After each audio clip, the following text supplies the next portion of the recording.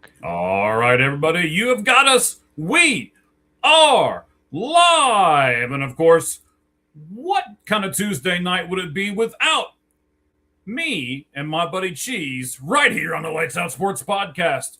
Today, we're going to talk Packers. We're going to talk college football playoff. We might talk Field of Dreams just a little. We might do which NFC division will have the best record. But I promise you we'll do that and a whole lot more. But first, we have to go. Lights out.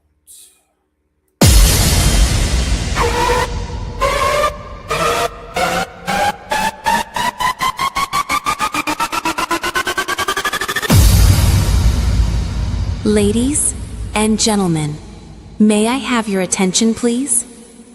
Tonight, we rewrite the rules. The countdown has begun.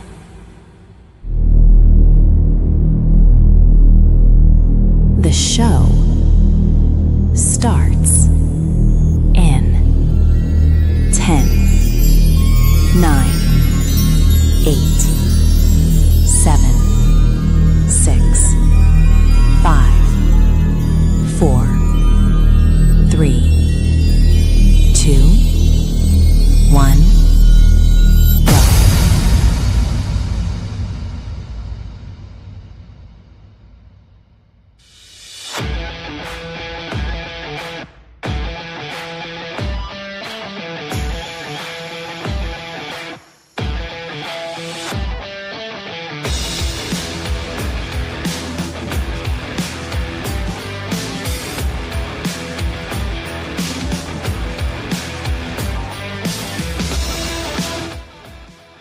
All right, Cheese, we got so much stuff to get and look forward to. That's why we're a little late. We're looking at all these notes and we're like, can we talk about that? Can we talk about that? We don't want a 9-hour show. Can we talk about this? So we've had to cut a few things, but we're still going to give you a fantastic Lights Out Sports podcast today. We're going to talk about a real turf monster. We'll get to that in a moment. Should sports reward teams that finish at 500 or below by putting them in the playoffs? We'll talk about that. We'll look at FIP. If you know, you know, but if you don't, you will soon. We'll do a lights out turn talk with that. We will look at what it takes to be and have a retired number. We'll talk about Crosby, Maddox, Fitzgerald, the White Sox, the Dodgers, the Bengals, and throwback uniforms. Yes, we're going to do all of that right here on the Lights Out Sports Podcast. Cheese, how you been, buddy? I've been well. How has Mike Valentine been?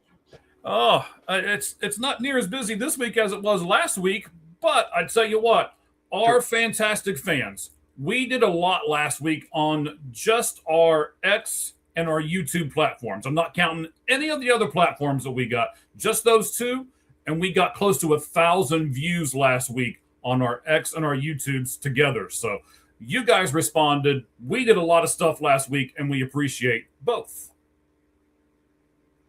We appreciate you. We really do.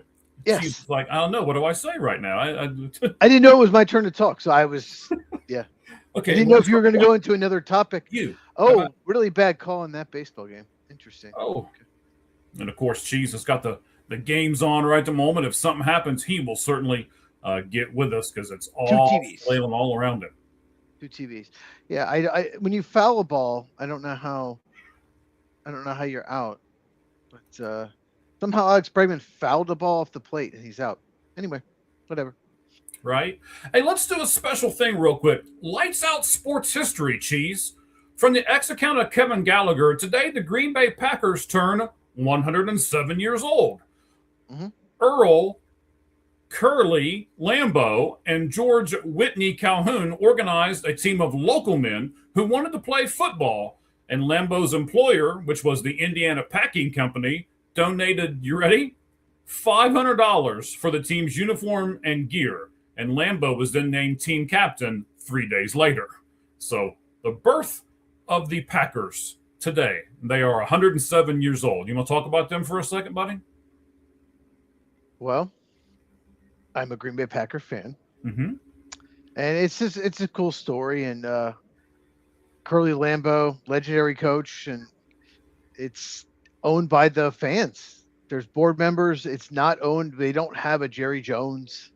They're owned by the fans. So it's pretty special, and it means a lot to the fans. It means a lot to the whole organization. It's just different, and Green Bay is like a college town. It's more like much more like College Station than like Houston or you know Atlanta. It's a very college atmosphere, and it's just one of the reasons I love it. I still love it anyway, but it's just it's very special to us fans. All right. And then this week in sports history, I wanted to bring this one up too. We did a football one and we'll do a baseball one here just because it's the first time we're going to do this. From here on out, we'll only do one. July 22nd, 1997, Greg Maddux pitched a complete game versus the Chicago Cubs. For those of you who don't know, Greg Maddux pitched for the Braves, one of Cheese's teams, and he did it against the Cubs, Cheese's other baseball team. That's why I'm doing this right the moment. And here is I watched that game when I was a little kid. I watched it way back when, right? I did. It was incredible. Do you remember this game, really? I do. Okay. At the time when I watched it, I didn't realize. But then the next day on Sports Center, because when I was a kid, I loved ESPN Sports Center. Now I won't watch ESPN at all unless there's a college football game on. But I remember I didn't realize at the time how important it was. I was watching because of my two favorite teams, and I absolutely loved Maddux. He played for the Cubs and Braves, so it's pretty incredible what he did. Yeah. So during this complete game, here's his final stat line. Cheese, you ready? 9 innings, of course. Only gave up 5 hits, 1 run, no walks, 6 strikeouts, and did all of that on 78 pitches. That's all he needed for all 9 innings, 78 pitches. Yeah, back then, the Cubs had a lot of guys. Mark Grace is probably the exception. They had a lot of guys that would just go out there hacking. They were known for that. They were known for not taking a lot of walks, and Maddux knew that, and he got a lot of weak contact as well. So, but yeah, it's Maddux had some 87 pitch complete games, 92 pitch. I mean, he did a lot of that. He was such an incredible pitcher. I don't think he's so unique. He's so different than any other. Matt Olson just hit it to Kingdom Come. Go Braves. But Maddux, my phone is buzzing like crazy. I know Matt Olson homered. I just saw it. But Maddux was so unique. There was no pitcher like him. There was no pitcher better getting weak contact. Every other pitcher of that generation, Kurt Schilling, Randy Johnson, Pedro Martinez, they missed bats.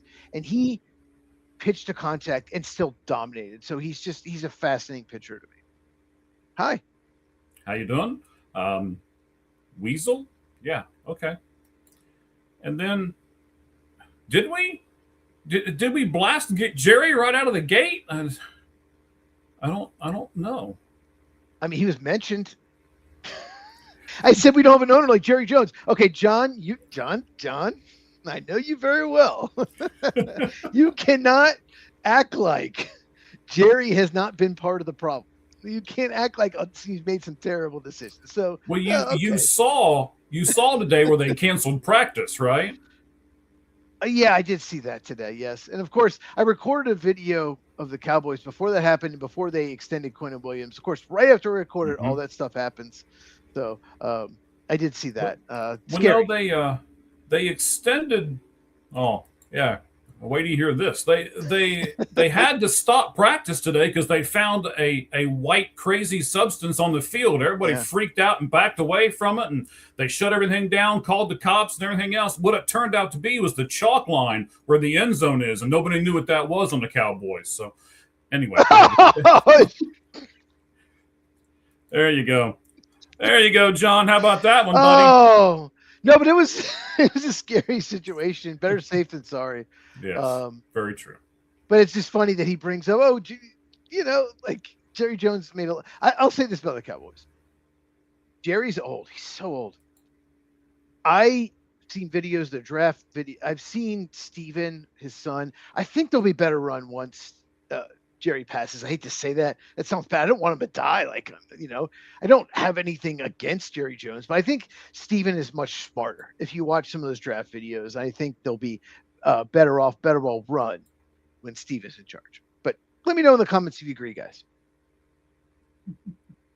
All right, I'll get to you in just a second, John. I see it. I'm grabbing something else here. I had all this stuff all put together. This is one of the other reasons why we're a little late.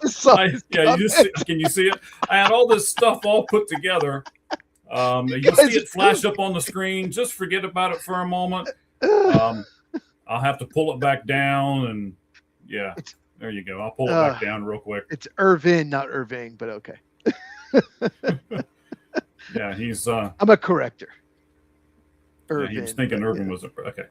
He was a heck of a receiver, though. So you should. He was so good. he just did some other stuff too. No big deal.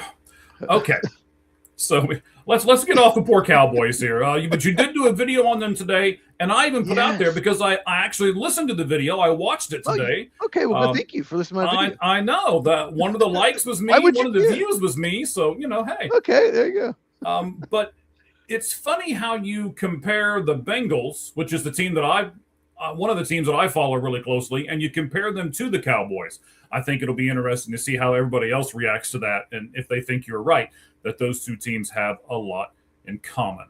All right, buddy. Yes. So we are going to get to the 5 Flamin' 5 and 5. Let's go ahead and do that now. This is the concept real fast. You get 5 minutes on a countdown. You get 5 questions. And if you can answer all of them correctly, then you'll get a follow-up question, the 5 Flamin' follow-up. And we'll have fun with all this here real fast. So let's do this. Let me get to where I need to go here. I don't know, something's going on here, and then the computer did something weird. So I think it updated while I was trying to get everything put together. And anyway, but we just go back and forth here. So the timer will start when I start the first question. Okay. And I do want to get to this here. Let's start the 5 Flamin' 5 and 5 music in the background right now. All right. Now that that's all set up and we are completely ready to go, ladies and gentlemen, let's get in to the 5 Flamin' 5 and 5 with the first question. Chiefs. The NFL Hall of Fame game that was played last Thursday that Cheese and I did a watch along on, and if you haven't got a chance to see it, it's on our YouTube page. Go and view it. It's pretty good stuff. That game had more viewers than any regular season NBA game and more views than any NHL game, including any of the Stanley playoff games. Does that say more about the NBA and NHL, or does it say more about the power of the NFL, buddy? Which one do you think? Well, definitely both, but it says more about the NBA and NHL because their product they're putting out there is not something that a lot of people want to watch. The regular season NBA has become kind of a joke. A lot of teams will sit their stars at certain times throughout the year. Just get in the playoffs doesn't really matter. And NHL, I just don't watch hockey, so I don't know much about it. But like their viewership, I've seen the ratings; it's terrible. So I think that a preseason football game is just more attractive, and those other sports, we've seen this. Baseball rating is going up, NFL ratings going up, NBA ratings going down. Not sure about hockey; maybe it's the same, but NBA ratings have been going down. So that's just a reality. All right, sir. UCLA announced earlier in the week that they have hired former NFL quarterback Derek Carr as a special assistant to head coach Bob Chesney. And he'll work with the offensive game planning and work with the quarterbacks. Does this do anything for recruitment or for scouts when they're looking, or does it do anything for the graduating people on draft day? Anything at all for UCLA by hiring Derek Carr? Possibly. but probably not as big as people think. Oh, they got this big name. I don't know. Like Derek Carr wasn't even that great. I mean, he was Raiders' second round pick. His brother was like a first overall pick, but he's like, it's not like you got like Peyton Manning. If Tennessee hired Peyton Manning, I think that would move the needle. If Michigan hired Tom Brady, that's one thing. But Derek Carr, I don't think this will do much at all, to be honest with you. Okay. So the third question out of 5, as of today, before the game started today, the White Sox would get a first-round bye in the playoffs, and the Dodgers would not.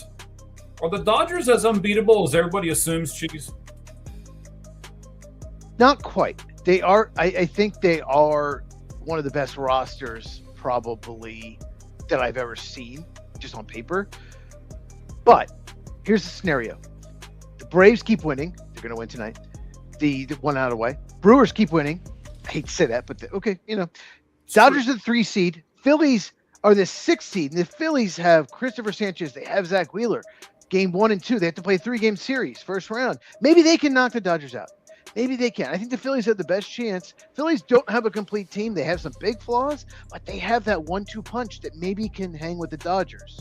So, to answer your question, maybe not quite as unbeatable as people think. All right. Speaking of unbeatable, it's been 36 years, Cheese, since the Browns have last won a division title. Yes, 36 years. Bernie Kosar. Cheese, what's the main reason? They don't have Bernie Kosar. Besides Bernie. It's one of the worst run franchises in sports. It's been so bad for so many reasons. This is a 5 Flaming 5, so I can't just sit here and go over it. But they had bad ownership, hires the wrong people, hires the wrong head coach, drafts the wrong players. And Jimmy Haslam has been a terrible owner as well. I do like their last 2 drafts. It's more positive probably now than it's been as far as like young players. They still don't have a quarterback. It's just such a poorly run organization in every aspect for the last 30 years. Okay, sir, lastly, head coach Zach Taylor of the Cincinnati Bengals said that Joe Burrow, Jamar Chase, T. Higgins, and Dexter Lawrence will play in this Thursday's preseason opener against the Detroit Lions. Is that smart? Is that the way to go? Yeah, I like it. Why not? Play him. Look, they're going to play 5 snaps, maybe, at most. Dexter Lawrence might play like 2 and then just pull him out. First and second down, he's done. Why not? Like, I think it's become a situation where they're too scared of injuries. You got to play them a little bit. You have to have some chemistry. You have to have some game action besides practice. So I like this, but I don't want Burrow playing more than 1 series. I don't want Dexter Lawrence playing more than 2 plays. Oh, look at all the time left over. Look at that, boy. Look at you. Ooh. I don't think you've ever done it with that much time left. You're improving more and more every week on this game show. See? Maybe I'll do all 5 questions in a minute at some point. Well, now let's not go that far. All right. We do have the follow-up though. So, this is of course the 5 Flamin' 5 follow-up. And here it is, buddy. It goes back to what we were just talking about. With Zach Taylor, the Cincinnati Bengals, and all of this. Cheese, does it matter about home and away as far as where the preseason games are? Because you've got 3 now, so you're either going to have 2 at home and 1 away, or 2 away and 1 at home. Does that really matter? No, it doesn't matter at all. What they do is, because there's 17 games today, it should be 16 or 18. It's stupid. If you have 1 less or 1 fewer home game in the regular season, you get 1 more preseason game. Mm-hmm. I don't think it really matters at all. It's an exhibition game. Okay. So the Bengals preseason schedule is this Thursday. They're home against the Lions. Then they're home against the Bears. And then they're away at Philadelphia. The Bengals have said they're going to play the starters, as we just mentioned, in this game 1. So my question to you, Cheese, is should teams play their starters for at least some of their home games and not worry so much about the games where they go on the road? It's really not about that. It's the timing of the games. I think the second game, you want to play your starters the most. The third game should be all about giving the last 4 or 5 guys trying to make the roster as much opportunity. Okay. But the second game, you should be trying to get some kind of chemistry. So I don't think it matters where you play. I think it matters which game it is.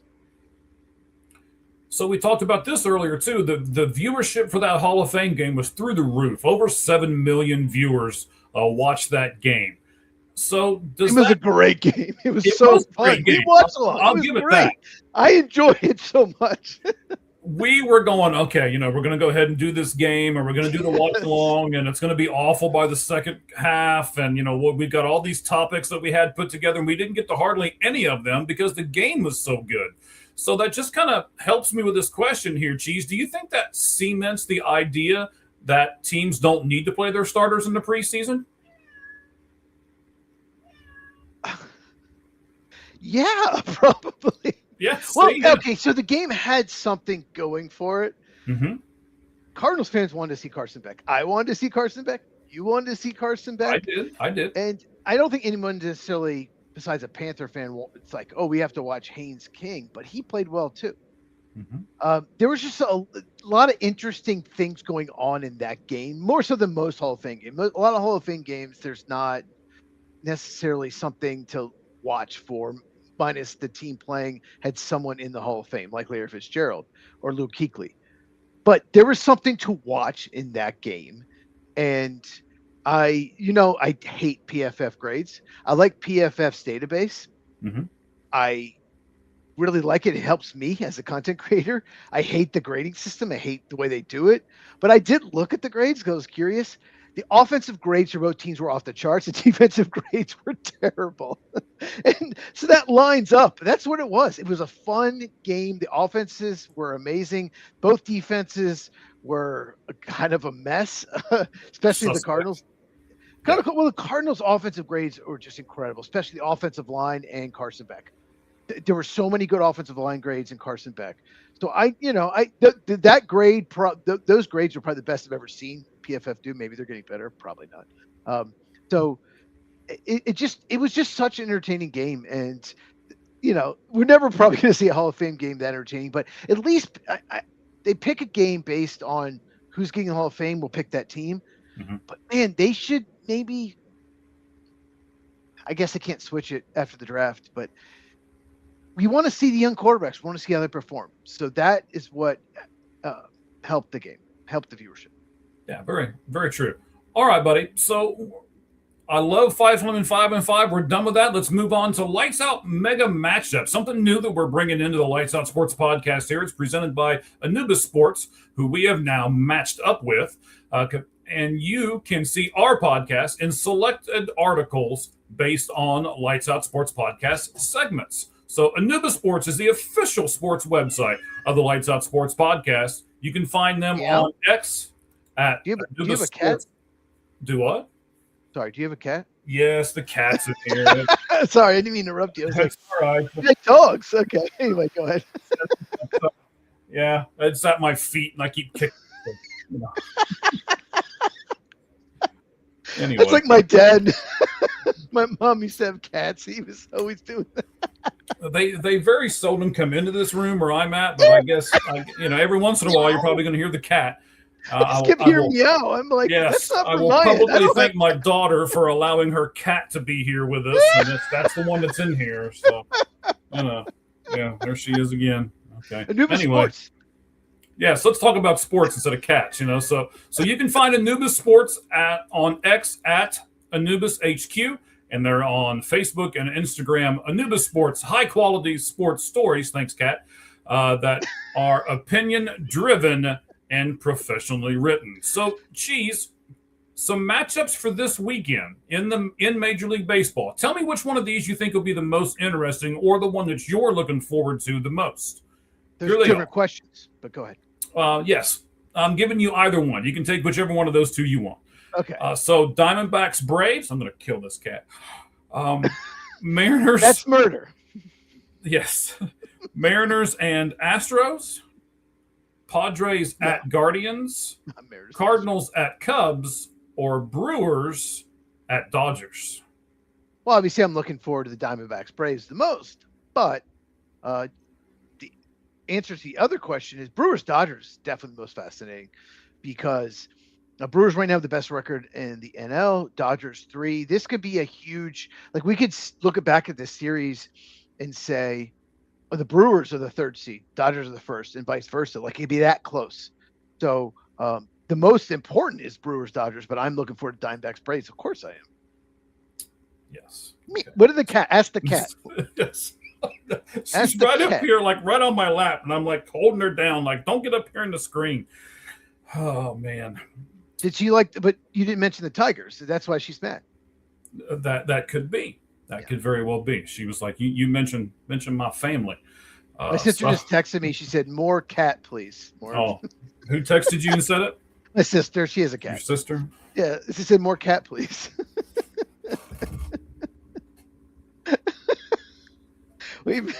I didn't even know, Mike. There was a kid. There's the kitty. Oh. There. Are you happy? This cat's huge. I can barely pick her up. Look at that. That thing's huge.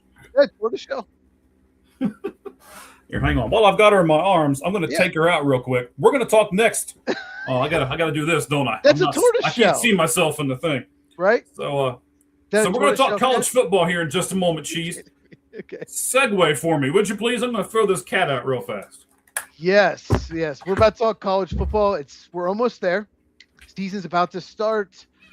So we will talk a lot more college football come September, but we are excited. We both love college football. I think it's the number 2. It's the number 2 sport in America. MLB is number 2 sport as far as professional, but the number 2 sport in America is not Major League Baseball. College football is number 2 behind NFL. So college football is getting bigger and bigger. Okay, that's a tortoiseshell, right? He still can't hear me. I've asked him that 3 times. Mike, I have a question about the cat. Oh, please do. Is that a tortoiseshell? Oh, I have no idea what that even means. I think it is. It's a tortoiseshell. My mom's had 2 of them, and they don't shut up. All they do is they meow. They never shut up. My mom has had 2 of them. Well, I apologize for that award-winning part of the show, but I wanted to get the cat out of here. So, yeah. Okay. Good job. All right, Chiefs. So, according to Heather Dinich, the senior college football insider for ESPN, there was a video conference yesterday that took place, and the committee discussed a 20 and also a 2014 playoff. So, Cheese, would you like to see a 20 or a 2014 playoff? Is that a serious question? I know the answer to it, but our fans might not. I liked 4. I liked 4 because you had to earn it. You had to be good every week.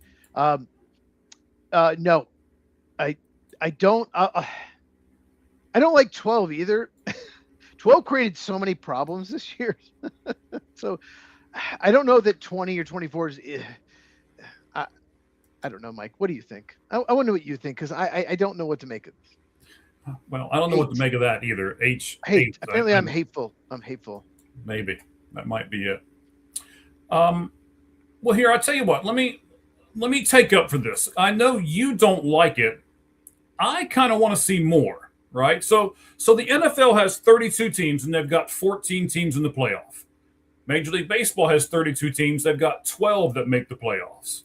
The NBA has 30 teams and 16 make it. NHL has 32 teams and 16 make it. There are over 770 teams in college football. Currently, if you whittle it down to just the Division I FBS, and I'll have you explain that to everybody here in a second, there's 138 teams. So Cheese, what do we mean by Division I FBS? There's FBS, there's FCS. They have their own. FCS was Division I AA. Apparently that was not 1 AA. You can't call it that, so they changed the name. It's stupid, but they have their own champion. So, the winner of the FCS or 1 AA, if they ever played the winner of the 1A or FBS, they get killed. They get murdered. Yeah. So the teams that we usually watch, right, are a part of these 138 Division I FBS teams, but only 12 of them make the playoffs. Why wouldn't you want more? I mean, we want to create more hope. We want to create, Hope. your team actually has a shot to make it into something, right? Mike Yes, wants hope. I do. Mike wants hope.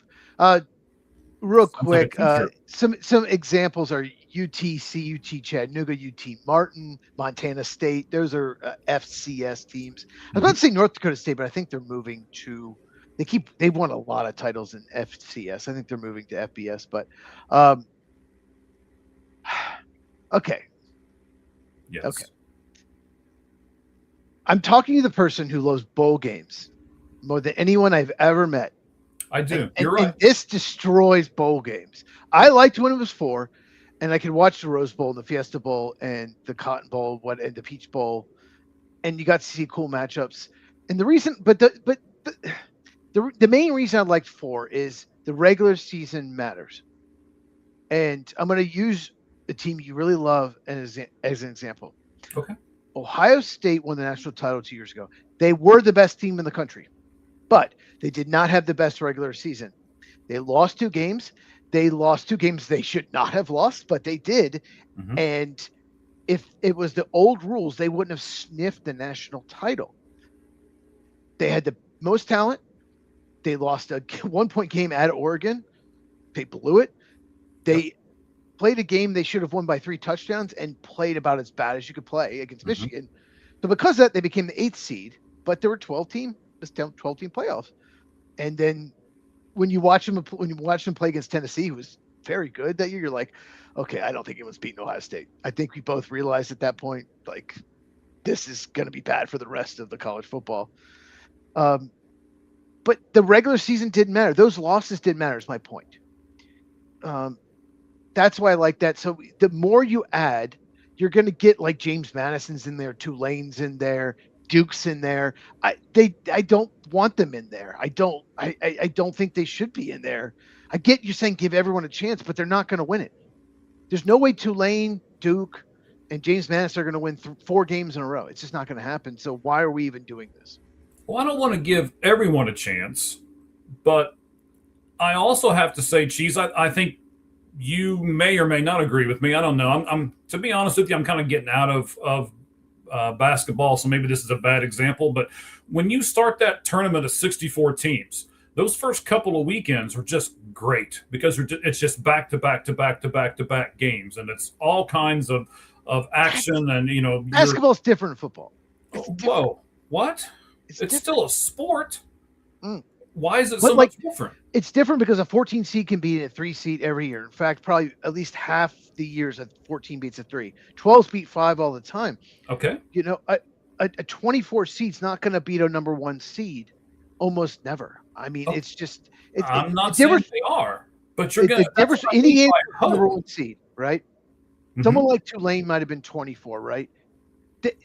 Indiana would have won by 4 touchdowns probably. Like, it's just the chance of them winning is very, very small.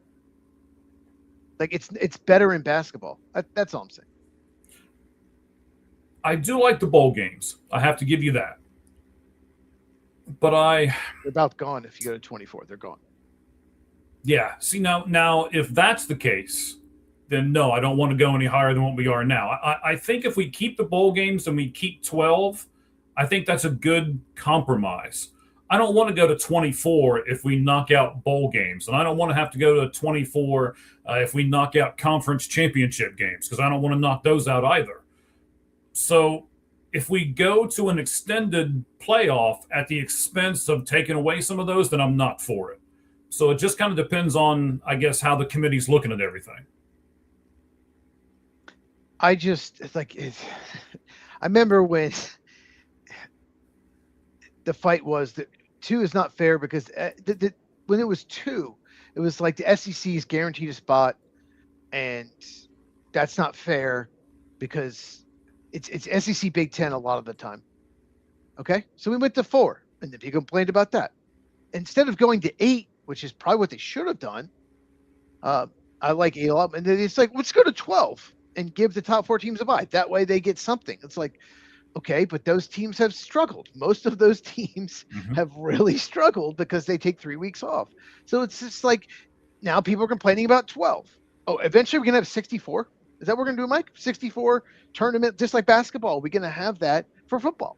Maybe. We might eventually have a 10-game regular season where Tennessee might play Texas A&M once every 10 years in the same conference to go to 64 teams. Like, how much is enough? It's just getting absolutely ridiculous. And I like the 4. I like the Final 4. Okay, so what about here? What John is asking? Do you like the playoffs better than the BCS? Well, BCS, was that 2? Wasn't that just 2? I like 2. I mean, for me, Cheese, the big thing about the BCS was it was kind of a computer-driven, analytical type model as to who gets in and who doesn't get in. I'd rather I like the committee base a little bit better. I like the BCS better than the committee. The committee's idiots. I disagree with 2 of the teams that got in last year.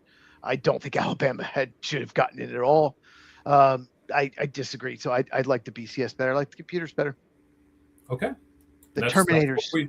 That's what we do the show for, right? I mean, again, if we agreed on every single thing, this thing would be boring. Not that it's not now, except for the cat. But well, the 4. Here's why I liked 4. Mm-hmm. Okay, so it was Florida, Ohio State that year. It was Alabama, Ohio State another year. It's just like, okay, you don't want Big Ten versus SEC every time. That's why 4. Get 4. If someone in the Big 12 or ACC was awesome and dominant, then they get in too. So I just feel like the losses mean less in the regular season. You can lose to Michigan late in the year, your last regular season game, and it didn't matter because they were getting in the playoff anyway. That game, I really think Ohio State would have won that game if it meant making the playoff or not. I think subconsciously, they may have lost that game. Not that they didn't try, but it just didn't mean as much. It meant way more to Michigan, who has no chance of making the playoff. They were not good that year. So it just feels like the regular season means less, and that's what frustrates me. And I understand that point. Here's how I'll kind of wrap up my part of it before we get into our next small topic here, branching off of this topic.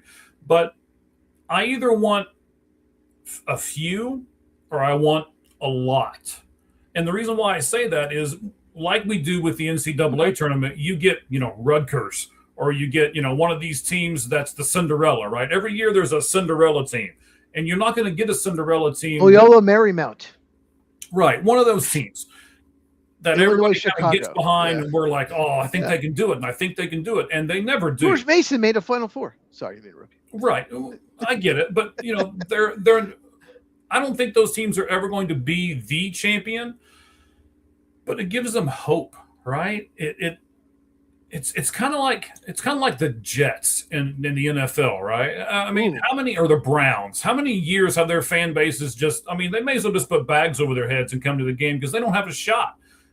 That's not what the NFL wants, and I don't think that's what college football wants either. We want to feel like everybody in the college football landscape at least has a chance, and right now they don't have a chance. But they don't. Okay. So I want to circle back to all these sports combined, Cheese. NFL, NBA, MLB, NHL, college football, and college baseball. In any of these sports, should those sports allow a team with a season record under 500 to make it to their playoffs? Never. It's one of the criticisms of the NBA. I don't know too much about NHL, to be honest with you, but the NBA is like half the teams make the playoffs, and a lot of times the 8th seed and one of them has a losing record. No, I think too many teams make the playoffs. One thing I liked about baseball growing up was it was earned, the postseason. I think only 4 teams in each division, right? 4 teams in each American League and National League made it. Okay, I get why they wanted to expand on that. That's only 4, but now it's too many to me. Like, it should be earned. So no, a losing record. How are you in the playoffs? No, but if the problem is, like, if you have an uneven amount of teams, how do you do the playoff? That's the big problem. Right. That, and you've split it up into the divisions, and somebody's got to win that division, even if they have a losing record. And that happened in the NFL a few years ago, right? They had a team that won the division but had a losing record, and they still got to go last to the year. playoffs. The Carolina Panthers were 8-9, 3-way tie for first place. They hosted the Rams. They lost, but they had no business hosting. And I still remember it was about a decade ago. The Seahawks had a losing record, hosted the Saints, 4 games better. And Marshawn Lynch just went off in that game. And so the Saints, who won 11 or 12 games that year, were one and done versus an 8-19. That should not never happen. But that's a whole topic another day, how NFL does their playoffs. I hate it, but we'll talk about that another time. Okay. So last thing here, MLB only allows 12 teams, as you mentioned, in the playoffs currently, which is the lowest number of the 4 major sports. But both of us like it because we feel like it's a little more earned than the other sports. So currently, if you would increase it to 16, like the NBA or the NHL, that would be 8 from the National League and 8 from the American League. And in the American League, the Twins and the Tigers would actually make it, and both of them have losing records. In the National League, the Padres and the Marlins would currently be the extra 2 teams that would make it, and they both have winning records. So, Cheese, should there be a rule across all sports that you can't make the playoffs in your sport with a losing record? Yes. Yeah, absolutely. I don't know how they can. The problem is, like, there's going to be years where, I mean, there might be a year where 3 teams in the National League win over 100 games, and then there's just a huge drop-off. Like, okay, I think we can both agree that 6 is better than 5. When they had that 5 teams that one playing game, lose, win or nothing, you're done. That was terrible. So 6 is better than 5, but I just hope baseball doesn't go more than 6. And I think they probably will. The NFL had 6 for the longest time. I liked it.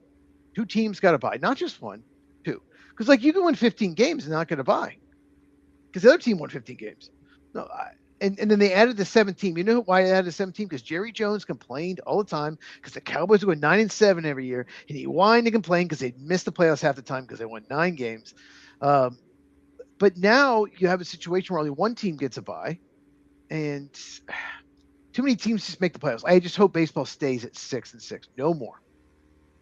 All right. So, what do you think here? 298. What is the name here? Oh. We'll just call him 298. Oh, or you're Orn. Or 298. Yes.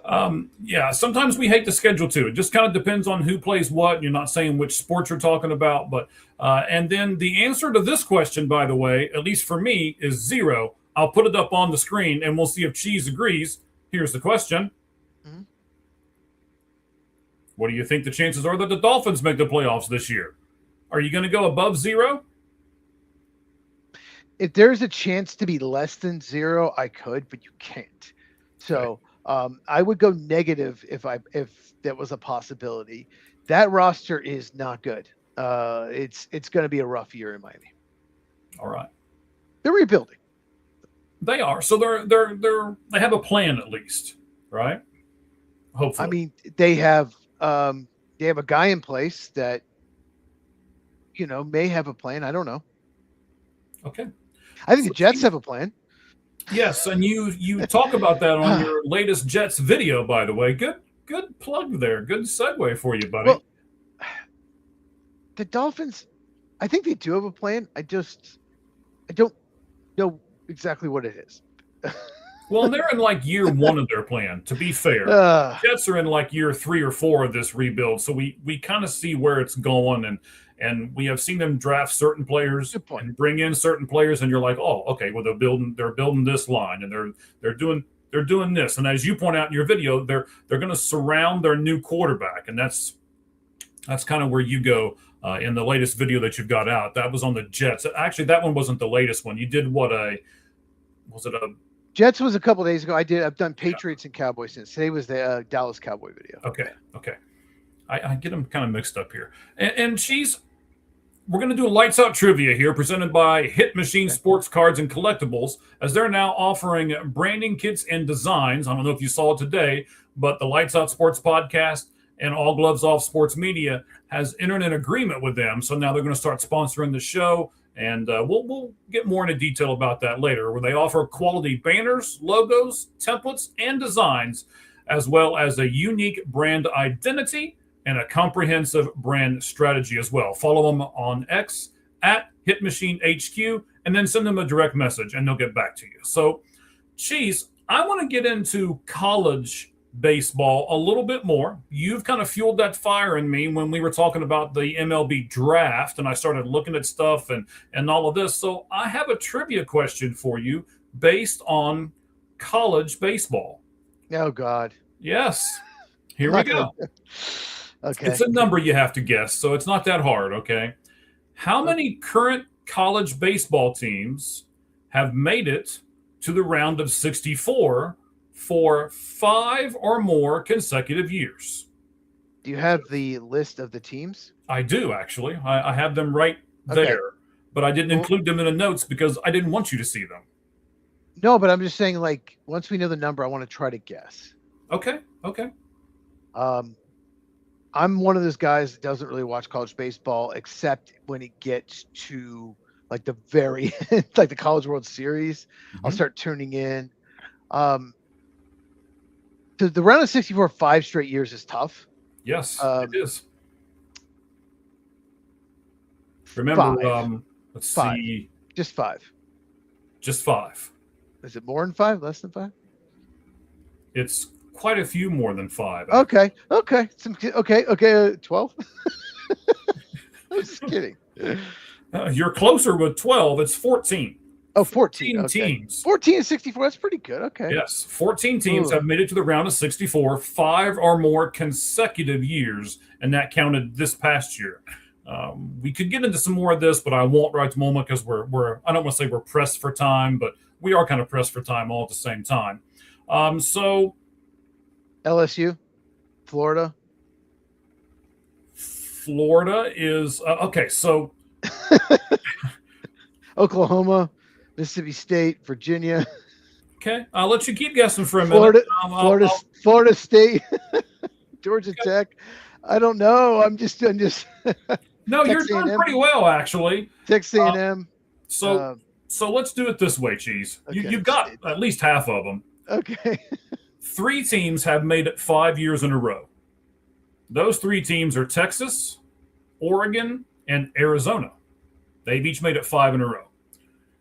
Tennessee has made it 6 years in a row. Why did I get Tennessee? East Carolina has made it 7 in a row. Oh, I would never have guessed that one. Oregon State, North Carolina, and Arkansas have made it 8 years in a row. Oregon State's usually really good, yeah. Mm-hmm, they really are. Yeah. Southern Miss has made it 9 years in a row. Okay. One that nobody's going to get. This team has made it 11 years in a row to the 64-team playoff. Dallas Baptist. Oh, my God. Ben Zobrist went there. Oklahoma State, 12 years in a row. You mentioned this team, LSU, 13 years in a row. You mentioned this team as well, the team that's in second place, Florida, has made it 17 years in a row. But you didn't mention number 1.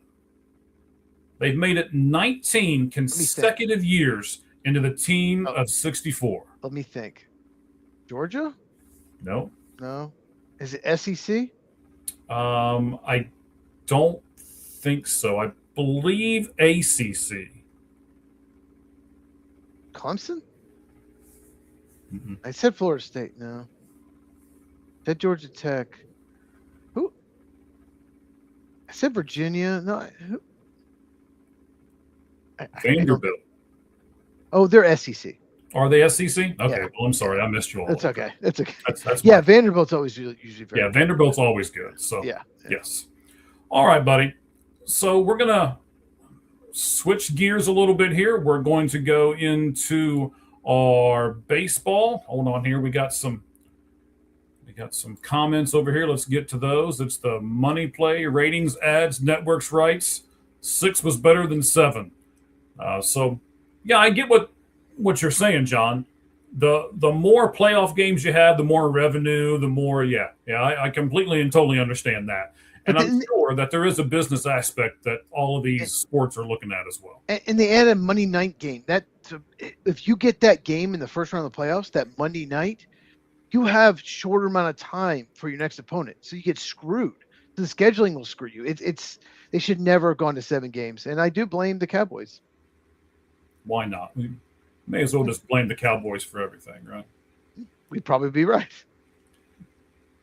All right, so we're going to transition into our baseball real fast, and then we'll get to your NFL stuff, and then of course at the end we always do batting cleanup, brought to you by ForwardFan.com. We'll get to all that. We'll start the baseball now.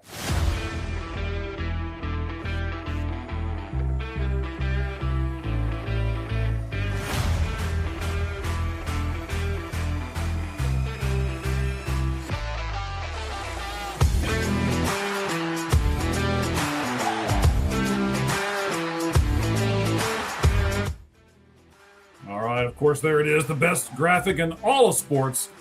What more could you want, Cheese? A baseball, fire. I mean, come on now. That's pretty much got it all. We just need a little bit of blood and guts in there, and we'd be great. You know, it's a great graphic. All right, buddy.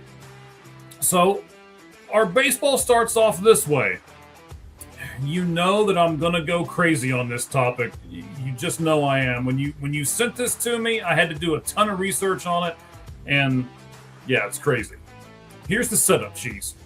The Philadelphia Inquirer found disturbing facts about the artificial turf at now demolished Veterans Stadium.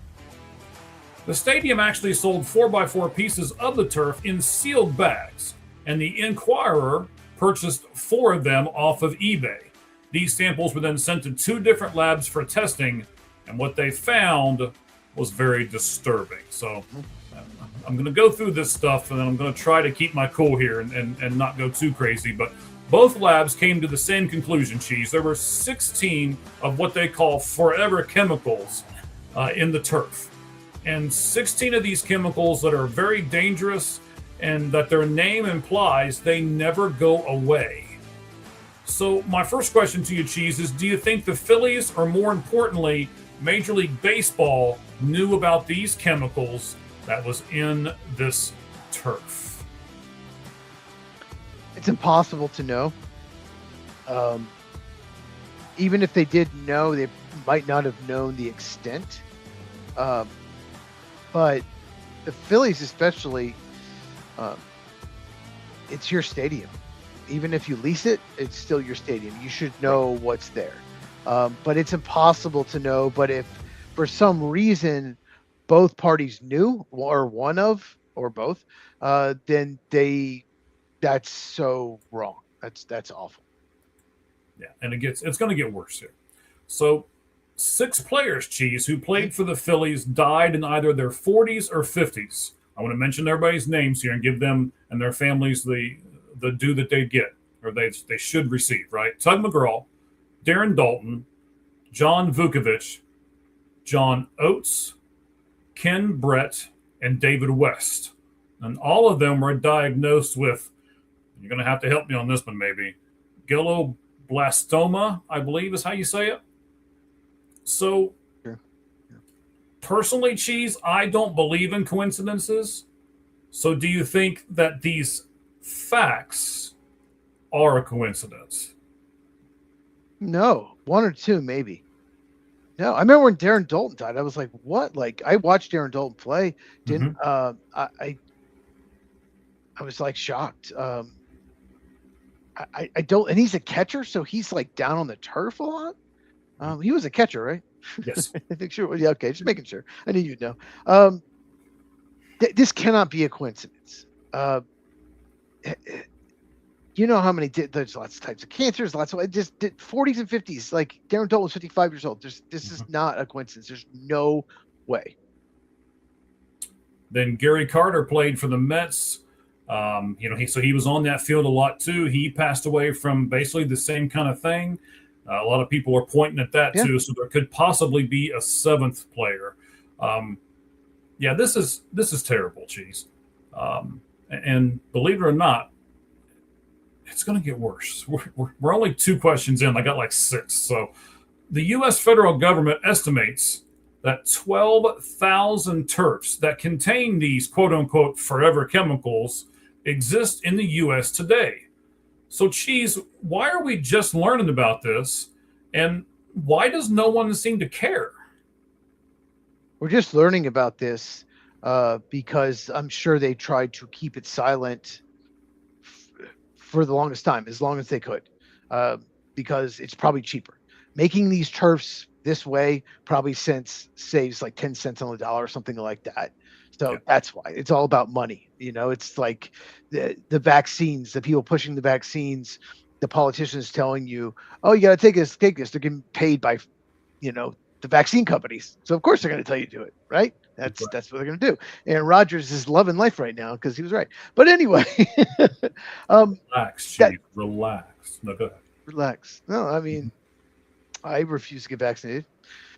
So, but the second part of your question, why does no one seem to care?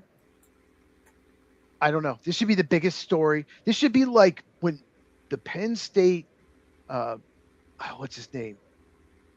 The coordinator that was caught with doing stuff with children. Help me with his name. That was like all over everything. ESPN wouldn't stop talking about it. It was all over every article.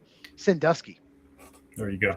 This should be up there with that because this is huge. This is a huge story. It could still be affecting people.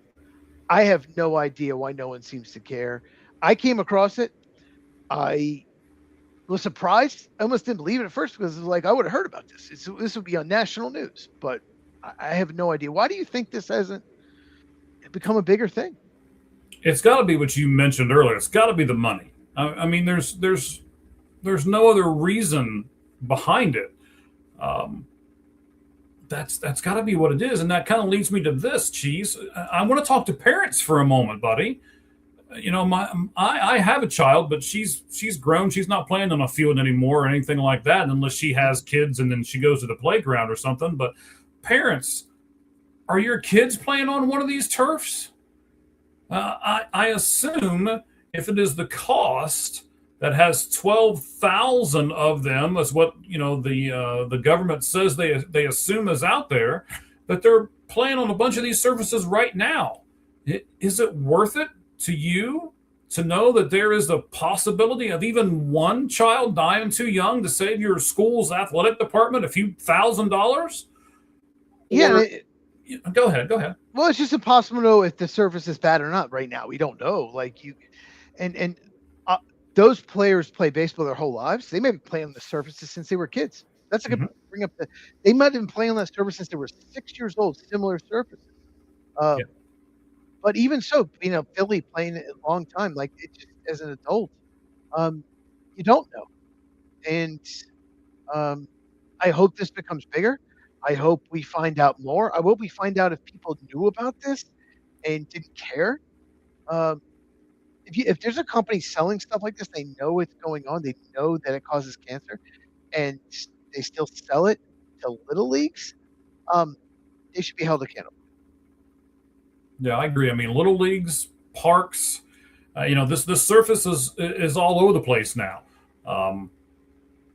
Why can't we just replace all this stuff with natural grass? Because it costs more and it's high maintenance.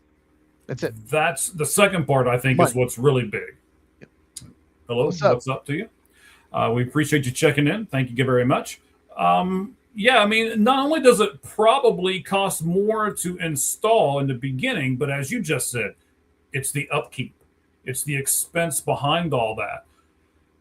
I mean, we watch baseball all the time, Cheese. Both, you and I both do. It's mostly played on about half and half on a natural grass surface, but even the dirt, right? When it rains. I'm sure you saw the Pirates game the other day between them and the Reds when it just poured down rain. And they went out there and they stalled for like 10 or 15 minutes to get everything back into shape because they had to get that game in. We talked about it actually last week. So, how much money was all those bags of dirt they took out there? How much money do they have to pay those grounds crew keepers to do everything? It's all about money. But we already know the dangers, Cheese, and the injuries that happen from these types of turfs. We talked about that 2 weeks ago. So what else do we have to do to not just raise awareness, but to get these fields replaced, Cheese? What are we going to have to do, buddy? I don't know. Because if these kids are going to get that later in life in their 40s or 50s, we won't know till they'll get to their 40s or 50s. it may cause a lot of bad things happening. A lot of people getting cancer and realizing this. This story needs to just take off, but it hasn't. That tells you the people that are probably making these fields, making money off it, are the ones in charge. They're the ones like running all these big companies. I really want to shout out some of these big companies that do awful things, but I'm not going to do it. BR, VG, SS. Anyway, you can maybe some of you can figure out what companies that are basically running everything and don't care and they'll poison us. They just don't care. I'm guessing they're involved. I'm just guessing. I might be wrong. So I don't know, but this story needs to go. Like ESPN should be talking about this. But if the people in charge making money, they can pay off the media, and it's sad. Right, and we don't make any money anyway, so nobody can pay us off. So we're just gonna wouldn't take it anyway. I wouldn't take it anyway. 100%, 100% right. I was just kind of making light of it, but I definitely know you wouldn't either. No, we need. If you don't know, Mike has turned down some sponsorships before. So he's turned down some people that want to sponsor us because he just didn't believe in what they were selling. I have to believe in what we're sponsoring. So that when you hear we have a sponsor, we have looked into it. We have made sure that they're credible. We've done our homework before we allow them to sponsor this show or anything else on All Gloves Off Sports Media, by the way. Any of the other podcasts that we have, which are absolutely fantastic. We have 10 of them on the show now. So make sure I don't think we've done this yet. Make sure you go to our YouTube channel. Make sure you go to our X page. Make sure that you like, you follow, you subscribe, you do all of those things. And we got a new social media. We'll talk about it here in a little bit as well. So, Cheese, I would hate to think that what I love, which is sports, is killing men and women and children at the expense of a few dollars, Cheese. This is a problem. And we need to go to every park. We need to go to every practice field, and we need to go to every stadium and figure out if they're using this chemical. But who's going to lead that charge, Cheese? We need someone big. Someone big needs to lead the charge. Like, who would lead the charge, but he passed away. Tony Gwynn, maybe Kirby Puckett. They passed away. But maybe they got cancer because they played on turf. I don't know. Like Kirby Puckett and Tony Gwynn, we need them back. Someone like that. Someone who is iconic. Someone who, was just an ambassador to the game at the time. Mm-hmm. So we need someone like that. Ty Wingington comes out. Javier Valentin comes out. Just random guys that when I was in college that were playing baseball that some of you may not have heard of. That's not going to do anything. It's got to be someone big. Yeah, it's going to have to be, Griffey or, somebody like that. That would be amazing if someone like Griffey did that. I got to look into Tony Gwynn and Kirby Puckett. The story could get legs and really grow. There's already 6 of them that have passed away, and they can't specifically link him to it. But as I said a few moments ago, I don't believe in coincidences. So 2, maybe 6. Right. Come 6. Yeah, come on. All right. So we got a question here from one of our viewers. Let's look at it. Kalen DeBoer. What do you think about Kalen DeBoer? I think he just got extended. I could be wrong. In the offseason, let me look it up. The problem with him is, did he get extended? He's replacing Nick Saban. And he goes to a university that they expect to win the national title every year. And if they don't, they're pissed. Yeah, he agreed to a 7-year extension in April 2026, so he's probably not going anywhere. We see Florida State keep their coach because he made so much money. I think he's a fine coach. I don't think he was the best fit and the right choice for Alabama, to be honest with you. We'll see. Even though he signed an extension, he's probably safe for 2 more years at least. But I just don't think he was the right fit. And I think he got the job because he inherited a Washington team with a lot of talent. He left Fresno State, was there 2 years, and that team was loaded. And I don't necessarily think he's like this amazing coach. So I don't know. I thought Alabama could have done better. All right, so we're gonna we're jumping around a little bit here. We're gonna get to our football stuff here in just a second. We really wanted to talk about that particular topic in MLB, but we also are trying to keep this podcast a little bit shorter. We've had some really long stuff last week, and we're going to condense this down a little bit. But I do want to tell you that we are going to have a big show probably right after the playoffs where we will talk about the CBA, and that expires at the end of the season. So we're going to start a weekly thing on the Sports Pulpit where I'm going to talk about things that I would like to see, other things that I would like to see negotiated into the CBA contracts. We'll start that this week here on the Sports Pulpit. So tune into that. Like I said, go over to our YouTube, All Gloves Off Sports Media on YouTube, and hit that follow button, hit the like. Make sure you got us. We're almost to 150, and we are almost to 100 on our new social media platform that you can scan the code here. We'll give that to you in just a second. While I'm preparing all of that, Cheese, tell everybody where they can go to get your content, buddy. Where can they go? Yeah, YouTube Football with Cheese. You can see it on the mug here. Cheese is CHEEZ. And then on X, Football Cheese without the with, basically. Okay, so this particular spot is going to be sponsored by our new TikTok account. And there it is, ladies and gentlemen. I'll give you a few seconds. Get out your phone, scan that. We just reached 100 followers, and we've only been on TikTok for like 2 weeks, a little less than 2 weeks. Great clips that we're going to have, not only of Lights Out Sports Podcast, but of all of our other shows. And I know a lot of you just love TikTok. My wife is a TikTok addict. She's on it all the time. So get on there, scan this code, go to @AllGlovesOff on TikTok, and we are there now. Like I said, we're trying to do everything. And TikTok is just the newest one that we are doing. But what TikTok is sponsoring today is our stat of the week. And here it is, buddy. Let me get back to where I need to be. There we go. So going into Monday's game, Cheese, there are 6 players in Major League Baseball who have had more walks than strikeouts. That's right. They've got more walks than strikeouts. There's 6 of them. I was actually really shocked that there were this many of them. And I've got a graphic here for everybody. So let me pull it up real fast. Get the right buttons here. Like I said, I had this all prepared once, and you know, everything went haywire on me right as we were coming on the air. So okay, let me get that piece off the top so that the people that are viewing it on the other view over there on YouTube can see it as well. Here they are.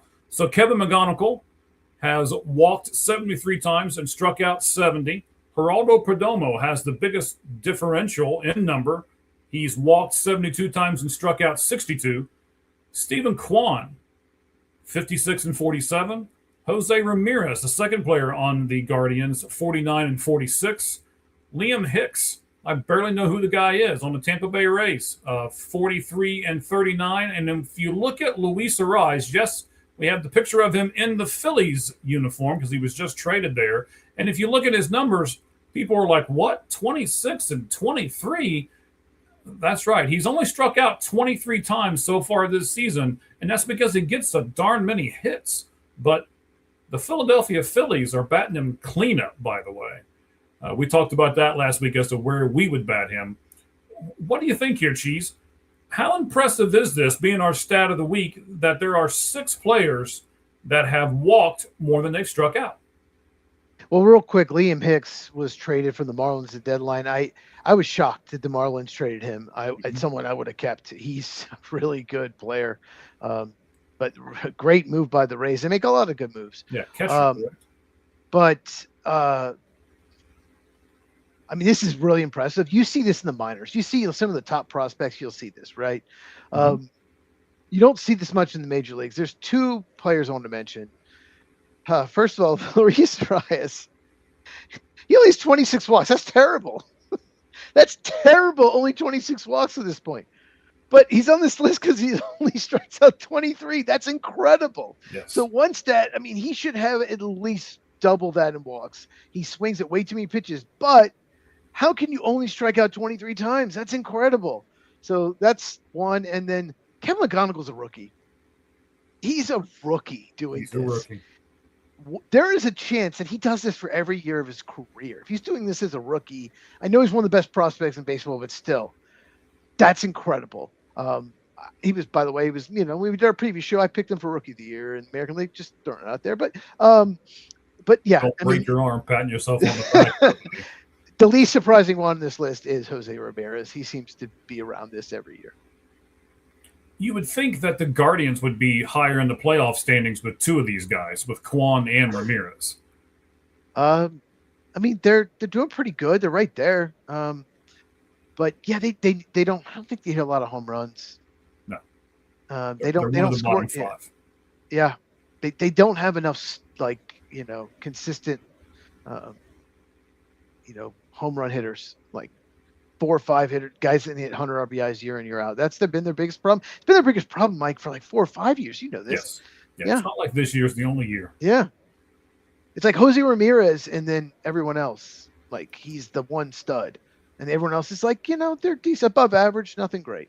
Right. So one last time, scan that with your phone. Go to All Gloves Off Sports Media's new YouTube page at All Gloves Off. All right. Let's go back to here, add the top. Back to where we were, buddy. All right, so we are going to go into our football part of the show here. So let me get ready for all of that as we put everything together.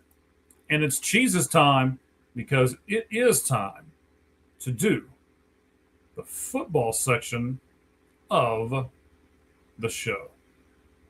And here we go.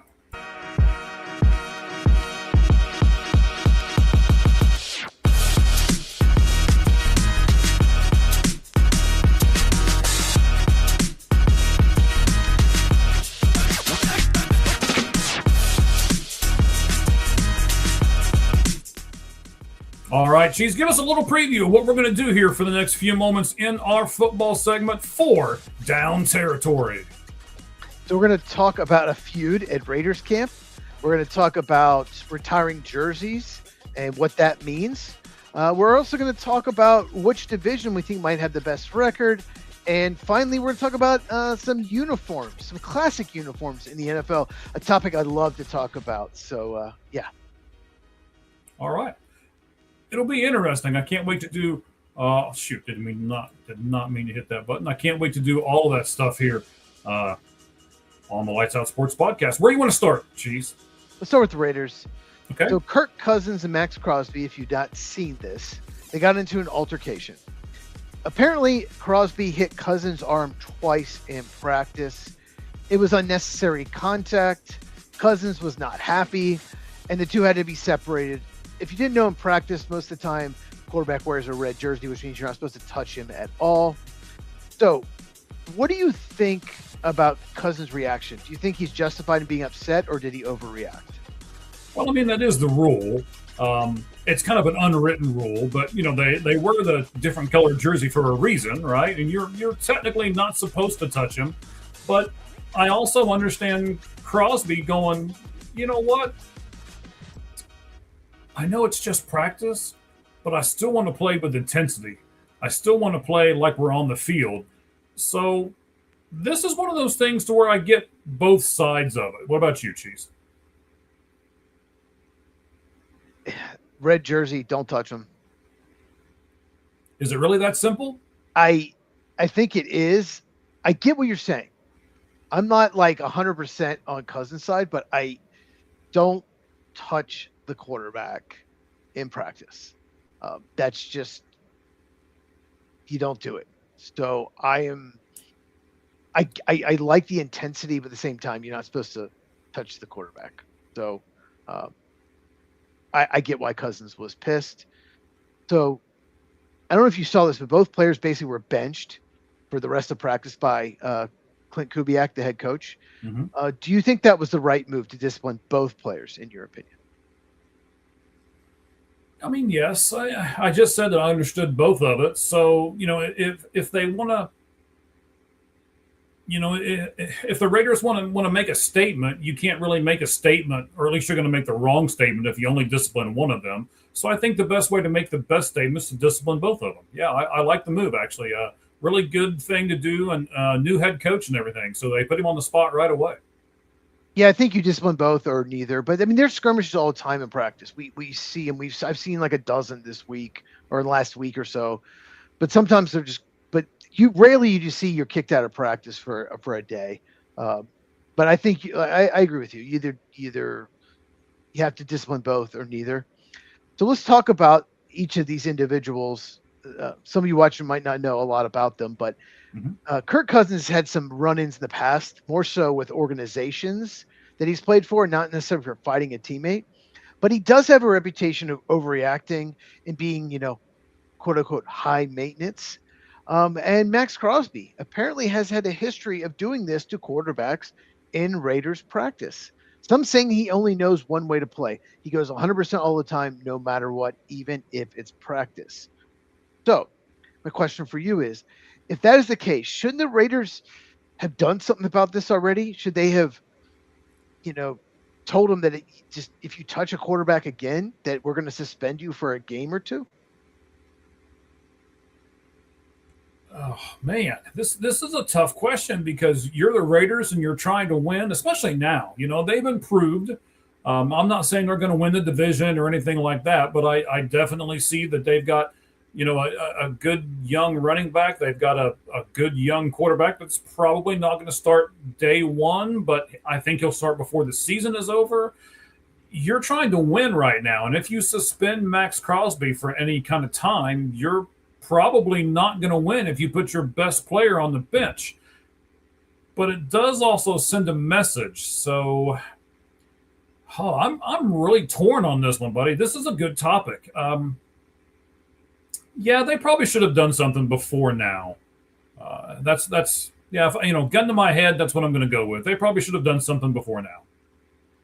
I agree. I mean, if this has happened in the past, I don't know how many times, but just doing a little research, he's done this before to other Raiders quarterbacks. It never was a story before until Cousins. Obviously, we talked about him. He's not going to take that. That's just who Kirk Cousins is. Yeah. He he will overreact or react accordingly if you agree with him. I feel like these two are never going to get along. I think they're in a butt heads. Just knowing their personalities, knowing I know about both these guys, they're going to hate each other forever. Like it's just not. No matter what, they're not going to get along. And maybe Max Crosby didn't like him and decided to do that. Give him a little love tap. So let's just say Max Crosby doesn't change. And he does it again. This time, maybe he accidentally, not on purpose, hurts someone like first overall pick Fernando Mendoza in practice. What do you think will happen if that occurs?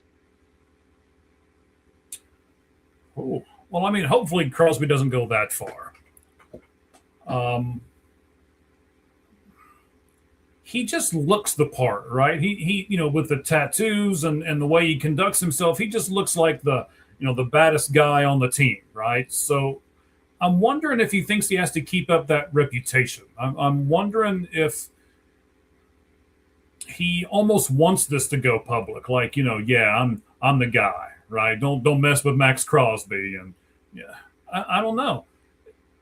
But to answer your question, if he makes a mistake and he really hurts somebody, you've got to suspend him. You've got to fine him. You can't just let that go because there's nothing stopping him from doing it again.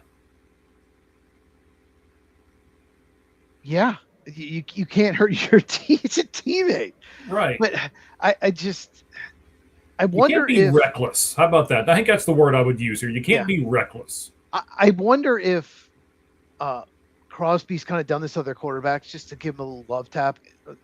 Hit his arm. I don't know how hard he did or he did it on purpose. I don't think he was trying to hurt him, but I wonder if he knew much about Kirk Cousins. I wonder if he knew that Cousins is not going to take that because Cousins obviously won't. He's a guy that would scream at the media. He's called out other organizations. He doesn't like it when, you criticize him or give him any kind of controversy. He's not going to take it. It's just who Kirk Cousins is.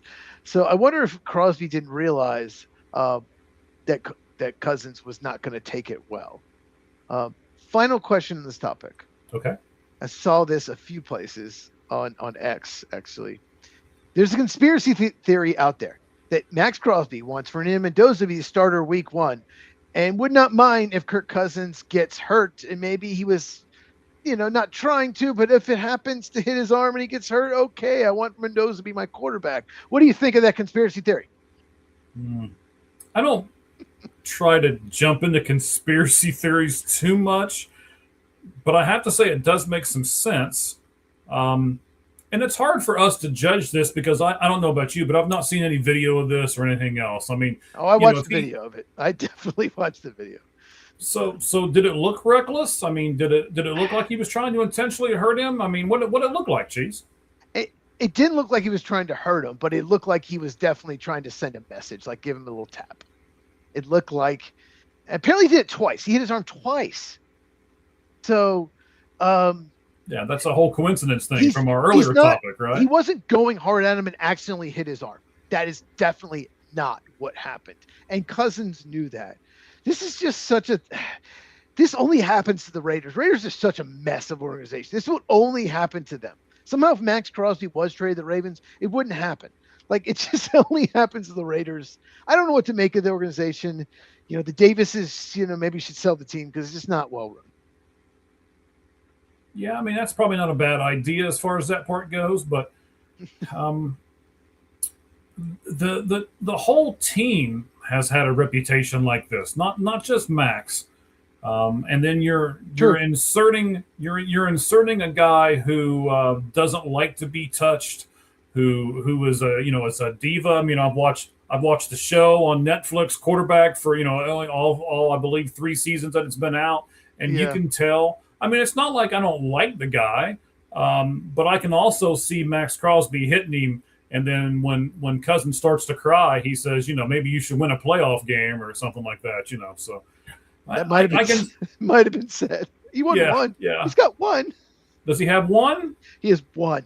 Okay. But I think he's 1-3. It's not like he's 1-2. I think he's had 3 playoff games ever. So it's not like he's like 1-7. He's like 1-2. I think he's had 3 playoff games ever. So, I mean, Kirk Cousins is what he is. He is a guy that's serviceable, maybe above average in his prime. He was never great. No one's ever going to call him great. But he was the best like Minnesota could do at the time. It's like, can we do better? No, in the draft. So we're going to keep him. He is what he is. Okay, I got you. I like the topic, though. It's something that shouldn't happen, but but first time I saw it, I laughed, to be honest with you. I got to look up the film now. Yeah, you'll have to watch it. And by the way, if Cousins keeps doing that, he's not going to win that fight. He's like that's not someone I would ever fight. Well, no, I mean, he has to know that. I mean, he has to know. He didn't care though at the time. He didn't care at the time. He's just assuming that somebody else is going to take up for him. One last point. Good for Clint Kubiak asserting his leadership. Mm-hmm.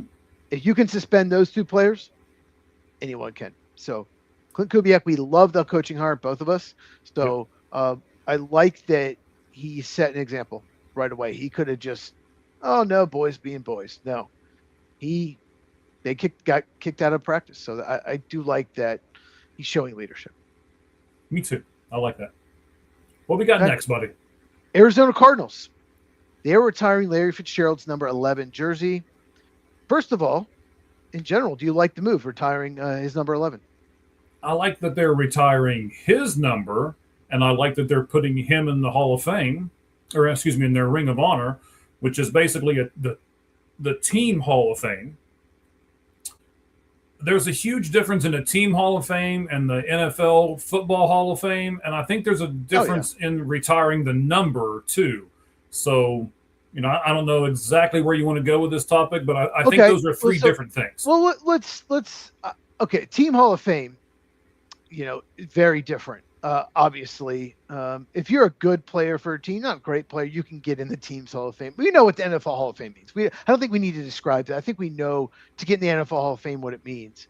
But how about just the difference between team's Hall of Fame and actually retiring the jersey, because most teams have less than 10. Some of them have less than 5 jerseys retired. Well, I will tell you this.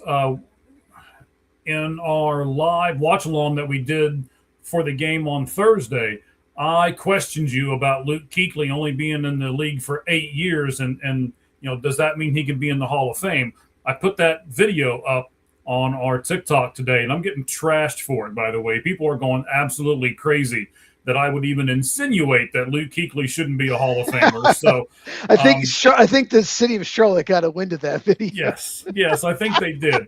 I'm not sure if you've gone over and seen it, or if any of our, I have not. I'll check it out. Yeah, but there's some pretty good comments out there. There's some people who are hating my guts right now, but that's okay. So you're right. The NFL Hall of Fame is very prestigious. A team's Hall of Fame is like what you just said. They were important to that team, but they weren't important to the NFL as a whole. And then there's the whole retirement of a jersey. Now, I don't have a problem with them retiring Larry Fitzgerald's jersey at all, because he was very important to that team. He was very important to football. He holds a lot of records, and his number should be retired. But I don't like them retiring people's number unless you hit a certain threshold. Larry's hit it, but you've got to hit a certain threshold to me in order to have your number retired. Or be Pat Tillman. That's a different story. But yeah, that's a different story. They did that for a different reason, and I'm very much behind that reason as well. Being a first responder and stuff myself. Yes, absolutely. But yes. I know what you're saying. That was the one. Yeah, that's the one exception. That's why I brought it up. But I just maybe Anquan Bolden, never going to be an NFL Hall of Famer. No. But he's going to be. Is he a Cardinal Hall of Fame? He's got to be, right? Yeah, he was important to the team, right, so right. He's in there. But they call it the Ring of Honor. Yes. Right, so he should absolutely be in the Ring of Honor, right? But I'll say this: Luke Kuechly, as I agree, as I said, he should be an NFL Hall of Famer, but I don't think the Panthers should retire his jersey because he only played 8 years.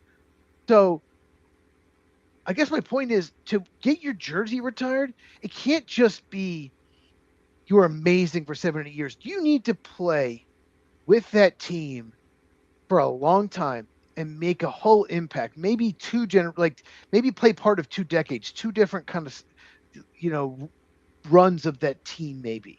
So we're about to talk about that. So I do want to ask you this.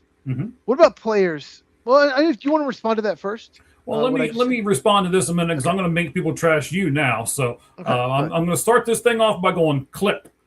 So you're saying Luke Kuechly is a Hall of Famer. You're saying yes. Luke Kuechly should be in the Carolina Panthers Hall of Fame, but he should not have his number retired based solely upon the fact that he only played in the NFL for 8 years. Yes? Jersey retired for organization. He needed to play longer for the organization, not retire early. Yes, Hall of Fame, both Panthers and NFL, but jersey retired, I don't think he qualifies. Okay, and I agree with you. There's increments, cool. Right? I thought you weren't. Well, no, I'm good. But I want some other, because like I said, people are trashing me right at the moment. So I want to get this, and I want everybody to understand where we're coming from, right? Absolutely, he could have played 4 years at the dominance that he played, and he probably still would deserve to be in the Panthers Hall of Fame, even at that. So now you've gone double that. All right, the next step is the NFL Hall of Fame. Fantastic. But I think that if you get both of those, there's still another step before you get your jersey retired. That's the big one. Or I think at least it should be the big one, even more than getting that jacket.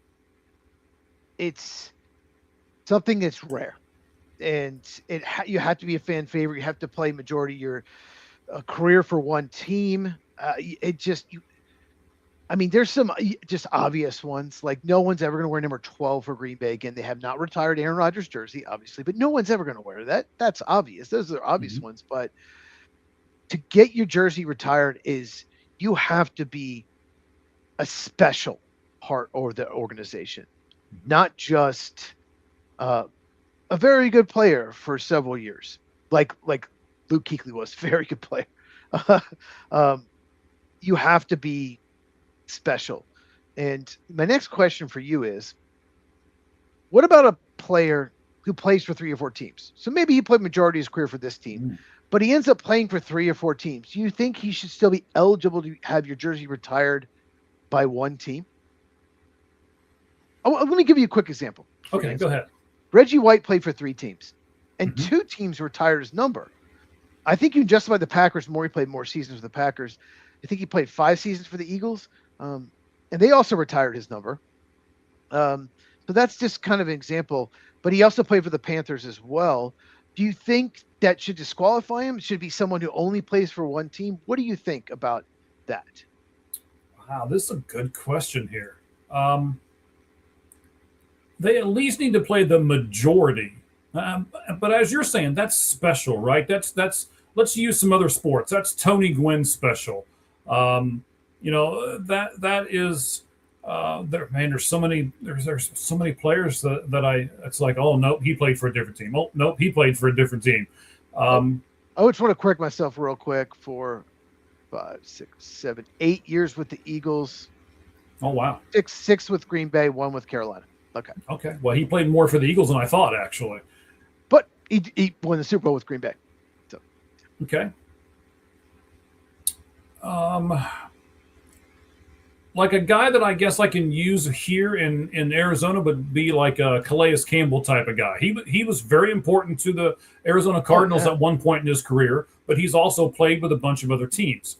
Would I be upset if they retired his number? Actually, I kind of think I would, because I think he can make the Cardinals Hall of Fame. He probably will make the NFL Hall of Fame before it's all said and done. Just, a lot of his long. How can he not? You cannot play at that level for 2 decades and not 10 of his basically 17 seasons with Arizona. Yeah, so the majority of the time. But I don't know if he's that, because he's played 7 years outside of the organization. I would like for you to give your all to one organization before I retire that number, I guess is what I'm saying. And I don't think Calais would qualify for that. I think it depends on some organizations, but you have it's more than just playing a long time. You have to be a fan favorite too. Mm-hmm. You can't be a guy that gets arrested. You can't be a guy that leaves trash organization. It has to be someone that is impactful in that generation. The fans love, sells a lot of jerseys. Mm-hmm. On and off the field, right? On and off the field, something that the person has to be. I'm trying to think of a better word than special, like special to organization. There's a better word for it. I can't quite think of it, but it's got to be that. Loyal. Like Cameron Hayward, Steelers retire his. That would make a ton of sense. He has spent his whole career with Pittsburgh. He's still playing at a high level into his 30s. That would make a ton of sense. I'm trying to think of some more examples, but. Well, I mean, I'll give you another one that I think real quick before you give that. Yeah. You can't retire every jersey. You have to Correct. give some numbers up. So it's really important who you give it to. Yeah, there's a line. You're 100% right. There's a line right there.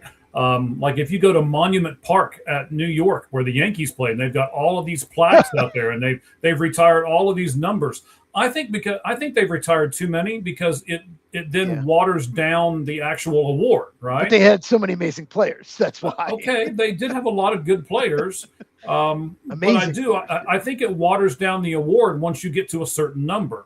I'll give you a guy who, with the Arizona Cardinals, is probably on his way, but I'm not sure if he's there quite yet. He needs 1 or 2 more seasons. Budda Baker.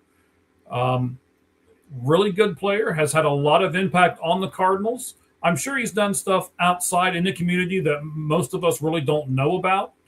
And he's played every year with the Cardinals, even though he knows he's probably not going to win nothing. But he has been loyal and has stuck with us. So, yeah. He has been to 8 Pro Bowls. He's been All-Pro 4 times in 9 years. So that's pretty pretty darn good. Yes, but it's 9 Yeah. years. Yeah. I told you during the watch along that we did the other day, I want double digit years. So I think Buddha's got to Right. do 1 or 2 more years, and But he's then I'm playing at a okay high with level. Yeah, he's still. I'm just saying that's pretty darn special. What he's done so far is it. special to the It is. organization. So yes, he keeps it up. He will be someone that you could stay qualified. Right. So he's Cardinals Hall of Fame, definitely. He is on that borderline of NFL Hall of Fame, and he needs Correct. a year or two before he gets his jersey retired. Yeah, I mean, I while you were talking about, it, I looked him up. I didn't realize he's missed a Pro Bowl 1 year in his career, and he's been All Pro 4 of 9 years. That's pretty cool. Yes. We've got a really good player, and I think sometimes we take advantage of him, but that's another Can topic for another day. Can you imagine they put a great safety next to him like a Caleb Downs? But Oh, whatever. stop. That's what I wanted. Stop. I know. You know that's what I wanted. You're And just you could have poking the traded bear down right and now. done it. Well, they got a good running back. There you go. All right, buddy. What's next? All right. I don't know if it'd be nice if I pull up it. Okay. We're going to talk now about division records from last year. Do you have a graphic by chance? I do here. Let me get it here real fast. So it's basically the record by division. Mhm. And some division, this just shows that some divisions are just stronger than others. Some teams get in the playoffs because they are in a weaker division, or some teams miss the playoffs because they're in a tougher division. There it is. Okay, so that's last year. Wow. NFC East. Okay. My question for you, let's just start with the NFC. What division do you think will have the best record in the NFC this year? Well, now I tell you what, I'm going to hijack your segment for a second. We're doing the AFC this week. We're going to do the NFC next week, and then we're going to take the winner from this week and the winner from next week and let them face off against each other as we kind of build towards the NFL season. Oh, okay. So let's concentrate on the AFC this week, if you would, please, sir. Let's look at AFC, and then we got a poll question we got to get to as well that we did I want you yesterday. to go first, AFC. I want you to go first, AFC. Okay, so it's tougher. It's tougher than NFC. The AFC is tougher. I really looked at this graphic earlier. Okay, so let's look at the East. Personally, I think the Patriots are going to regress some.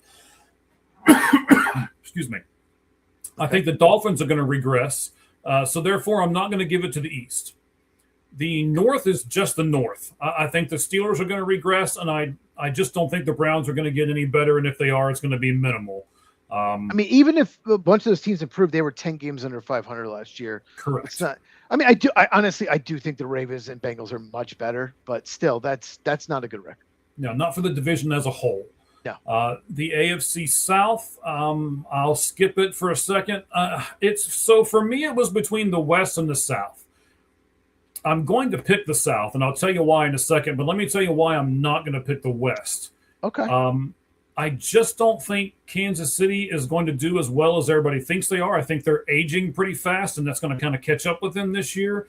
The Raiders are not going to be fantastic because they're not going to start Mendoza in the beginning, and then even if they start in midseason, you can't expect him to come out like a blaze of glory and just light up everything, so give him a year. I do believe that the Broncos are going to be right there at the end, and I think the Chargers might be the most improved team in the entire AFC because of one guy. I believe you'll agree with me here, Mike McDaniel. I think he'll make a huge difference in that team. But as I look at the South, I think the Colts will improve with Daniel Jones being their quarterback for the entire season. I think the Houston Texans and is it Chad? What's the quarterback's name from Ohio State? AJ Stroud. I think he knows that he has to improve. So he's had 2 really down seasons. You're going to see them bounce back. And I think the Tennessee Titans might be the most improved team that are kind of on that bottom. They're going to make it up to that middle section. So that's why I'm going to choose the AFC South. We're about to talk about a poll question in a second. They disagree with you. Yes, I get what you're saying. I think the Jaguars are going to draw. I don't think they're going to be nearly as good. I'm not as high on the Colts as you. I'm going to go with the West. I am going to go with the West because I do think the Chiefs way overachieved in 2024 and way underachieved last year. I do think they're more going to be more toward 9-10 wins than 6. And I think the Chargers and Broncos are going to be amazing. I don't know what the Raiders are going to be. They could win 4 games. They could win 7. Who knows? So I'm going to go with the West. That's who I voted for. Looks like the poll more agreed with me. Do you have the poll pulled up? I do not. I'm working on it, but I don't have it I do. pulled up. Oh, Would you okay. like Then me you to go go right over the ahead, poll? sir. Okay, the question was, which of the AFC division will have the best record? Obviously, we just talked about. Last place, AFC South, which you just AFC said. South, yep. But I'll say this: the people doing the poll probably didn't have this graphic, but 5.6% of people said the AFC South. Second place, AFC East, 16.7%. I agree with you. I don't think the Dolphins or Jets are going to be good at all. So you can't pick a division where 2 of the teams aren't going to be very good. Mhm. So I definitely dismissed the East as well, even though they had tied for the best record last year. And then tied for first, the North and the West, 38.9%. I think the North, people think, oh, well, Steelers, Ravens, Bengals all have a shot to make the playoffs. So that's why they put them high. But I'm kind of with you. I don't think it'll be the North. I think it'll be the West. You think it will be the South. Yes. Okay. I like it. Right. I Next like it a lot. week, we will do the NFC. Mhm. And, I think the poll will be skewed one way, but we'll see. You never know. You never know. You never know. One of us will probably surprise you. Who knows? That's Okay. true. Now, are you going to the uniforms next, or are we doing something different? Oh, yeah. We're definitely doing uniforms. You have the graphic? I Okay. do. I'm pulling it up right now. How do you want to rank them? Just the top 3? Or do you want to do 9 to 1? Do you want to rank all 9? We should talk about this before the show. Yes, we should. We should probably do that. So I'd tell you what what, Mike's let's go back and forth here. Let's just do, and here are the throwback uniforms, right? We're going to pull them up on the screen here. Let me get the graphic off the top real fast. There we go. We have 9 teams Mhm. with throwback uniforms, and we can rank them. We can go back and forth. What do you want to do? Well, okay, so I'll start it off this way. There's a couple of these that I'm just not impressed with. I don't think the Dolphins uniform looks much different than their regular uniform, and I'm the same way with the Giants. I don't think the Dolphins or the Giants really look any different than the uniform that they wear, and the Jaguars too, to be honest. So I'd put them as my bottom 3. How about we do it this way? Bottom 3, middle 3, top 3. How about that? None of those 3 are my bottom 3. Wow. Okay. Well, I know what's in your bottom 3, and it's going to be my number 1 because I love it. But I know you can't. My worst one is creamsicles. I hate it. It was the worst uniform of all time until I saw the Bills nickel uniforms. That nothing's worse than like that. The Diet Pepsi can. The Diet Pepsi Buffalo Bills is the worst uniforms of all time. Congratulations, creamsicles. You're no longer the worst uniforms of all time. I don't like this Patriots. I like the blue Patriots. I don't like the Kelly Green Eagles. No, I don't like these Patriots. I like the 90s royal blue Patriots. I like the 90s uniforms because that's what I grew up in. That was when I was a little kid. So that's what I like. So my bottom 3 is creamsicles, Pat the Patriot, and Kelly Greens. Okay, so your bottom 3 was completely different, of course. Mm-hmm. Or what do you want to do now? now? Jaguars, Dolphins, and Giants. Okay. My middle 3 would be Pat the Patriot, the Seahawks. Those don't even look like Seahawks uniforms. I don't know what they're doing. And probably the. I love those. Okay. No. It's weird how we just do not get along with this one. And the Kelly Greens I don't really like. I know Gomez is going to be upset with me when he watches this podcast later, but I just don't like your Eagle Kelly Green. I'm going to get Bully to jump on here. I just don't like it. Hold on. Let me see if I can get Bully to jump on. Here's the Seahawks fan. Okay, so your middle 3. Okay. Seahawks, Pat the Patriot, and Kelly Green are my middle 3. Okay. My middle 3 are the Chargers. I do like them a little better than the now. And that's Dane Thomas in Chargers. Mm-hmm. That's who it reminds me of, 100%. Him and Dan Fouts. That's who I think of when I see that uniform. San Diego Superchargers. Why is Bully not popping up? Oh. Hold on. I don't know. A guy named Bully. I gotta remember who my favorite three are. Oh, Dolphins, middle. Like you said, it's similar. I think it's a little better. I like these a little better than the newer ones. And But it's then the not much Jaguar, different.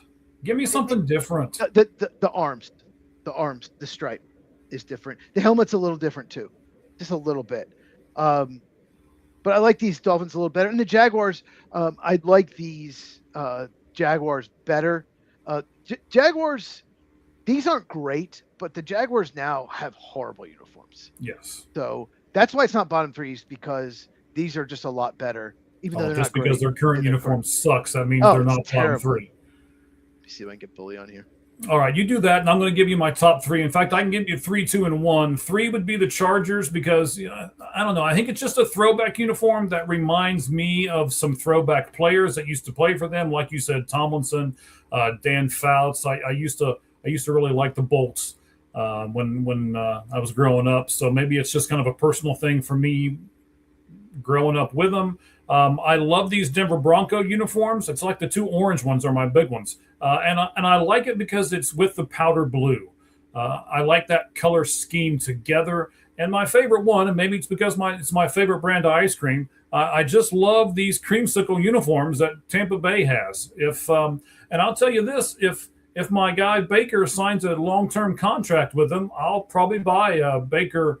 And I'll have to buy the knockoff one because I can't afford to do the real one. But I don't have $200 to lay down. But we're going to start a GoFundMe. There we go. Austin, to answer your question, the graphic that I found on X didn't have the brands. I didn't make this graphic. I found it on X. I thought it was cool. But I liked the late 90s Greatest Show on Turf uniforms, Rams. I do like those. Okay. So then what are you already gave us your number one. Yeah. No, I didn't give you number one. He has not responded. I'm curious what Bully thinks about the Seahawks. My number 3, I'm going to do 3, 2, 1, is the Giants. You don't like the Giants. One of my first memories of football was like Lawrence Taylor, Phil Simms, Bill Parcells, the Giants, blue. I like it better than the NY and the gray pants. I'm not a huge fan of those. So I like the Giants instead of the NY on the uniform. So I really like those Giants throwbacks. Number 2 is the Seahawks. The thing with the Seahawks is there were, to me, the silver helmet, silver pants, blue with a little green. I loved those as a kid. It's before the Seahawks joined the NFC, and I started hating them when they went up against my Packers a lot of times. But when they were in the AFC, they kind of were one of my favorite AFC teams because I really liked their uniforms. Way better than they are now. Yeah. The all navy, I don't like. Number 1, uniforms of all time, hands down, never should have changed, is the Denver Broncos throwbacks. They are the best uniforms of all college, of all NFL. They are awesome with the D and the Bronco in it and the colors, all of it. They should bring those back. I've talked about it on my channel multiple times. Love those uniforms. I'll let you take that one. There's Sting of Seahawks. It exists. There is a Seahawk. You can Google it. Because I Googled it once. But it is a thing.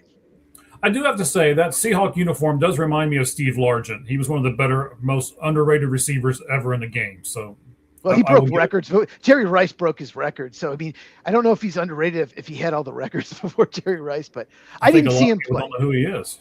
Well, I know exactly who he is, but I never saw him play. I was too young, unfortunately. Like, I'm not, your age. Yeah, of course.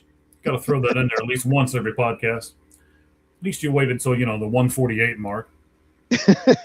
But no, that's a cool talk. That was fun. And let us know in the comments what your favorite throwbacks are. Mm-hmm. We would love to know. We would. Anything else for the football today, sir? I think that's all I got. You got anything else? I actually have something I want to ask you about. What about this new rule with the NFL challenge flag, where it's not just the head coach that can throw it? It's anyone. You have to designate someone on the sideline. Who are you going to designate, Cheese? Why are they doing this rule change?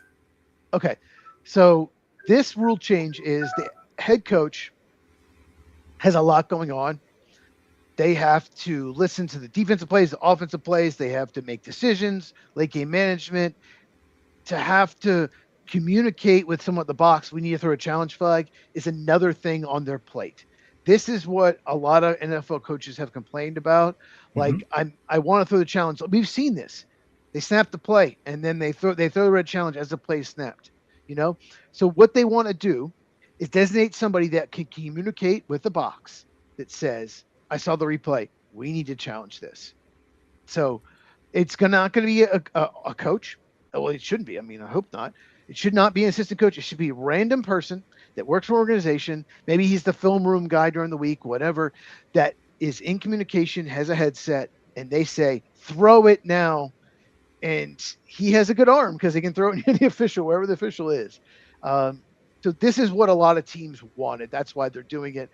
I don't necessarily love it because it's going to lead to a lot of problems because there might be a coach who's not happy, doesn't want to waste a challenge this early on like a 7-yard play. Someone might throw it and like, what are you doing? So it can create problems taking the coach out of it. I don't know. What do you think? I agree with you. It will probably do that as well. Yeah. But I also think it's interesting. And from what I've read, it doesn't have to be the same guy all year long. It could be different people with different games. And so, like, if they start with one guy and they don't like how he's doing the flag, then they can change it to somebody else. And again, it's just I understand why they're doing it, but I think it's going to cause some problems in some of the teams that aren't very good. I don't think it's going to cause problems in teams that are good. I think it's going to be a point of contention in some of these, the Clevelands, the Jets of the world that aren't very good, and they'll blame certain things on certain people. And, we can't blame the head coach, so we got to blame somebody else. But there's going to be a problem by week 3 or 4 where someone throws a flag and the coach is like, what are you doing? And like communication or they just jump the gun. They're like, or maybe the person that has the red flag, maybe it's someone young who's an intern or something, and they're just in charge of it, and they just see something and they just react and they just chuck it. You know what I mean?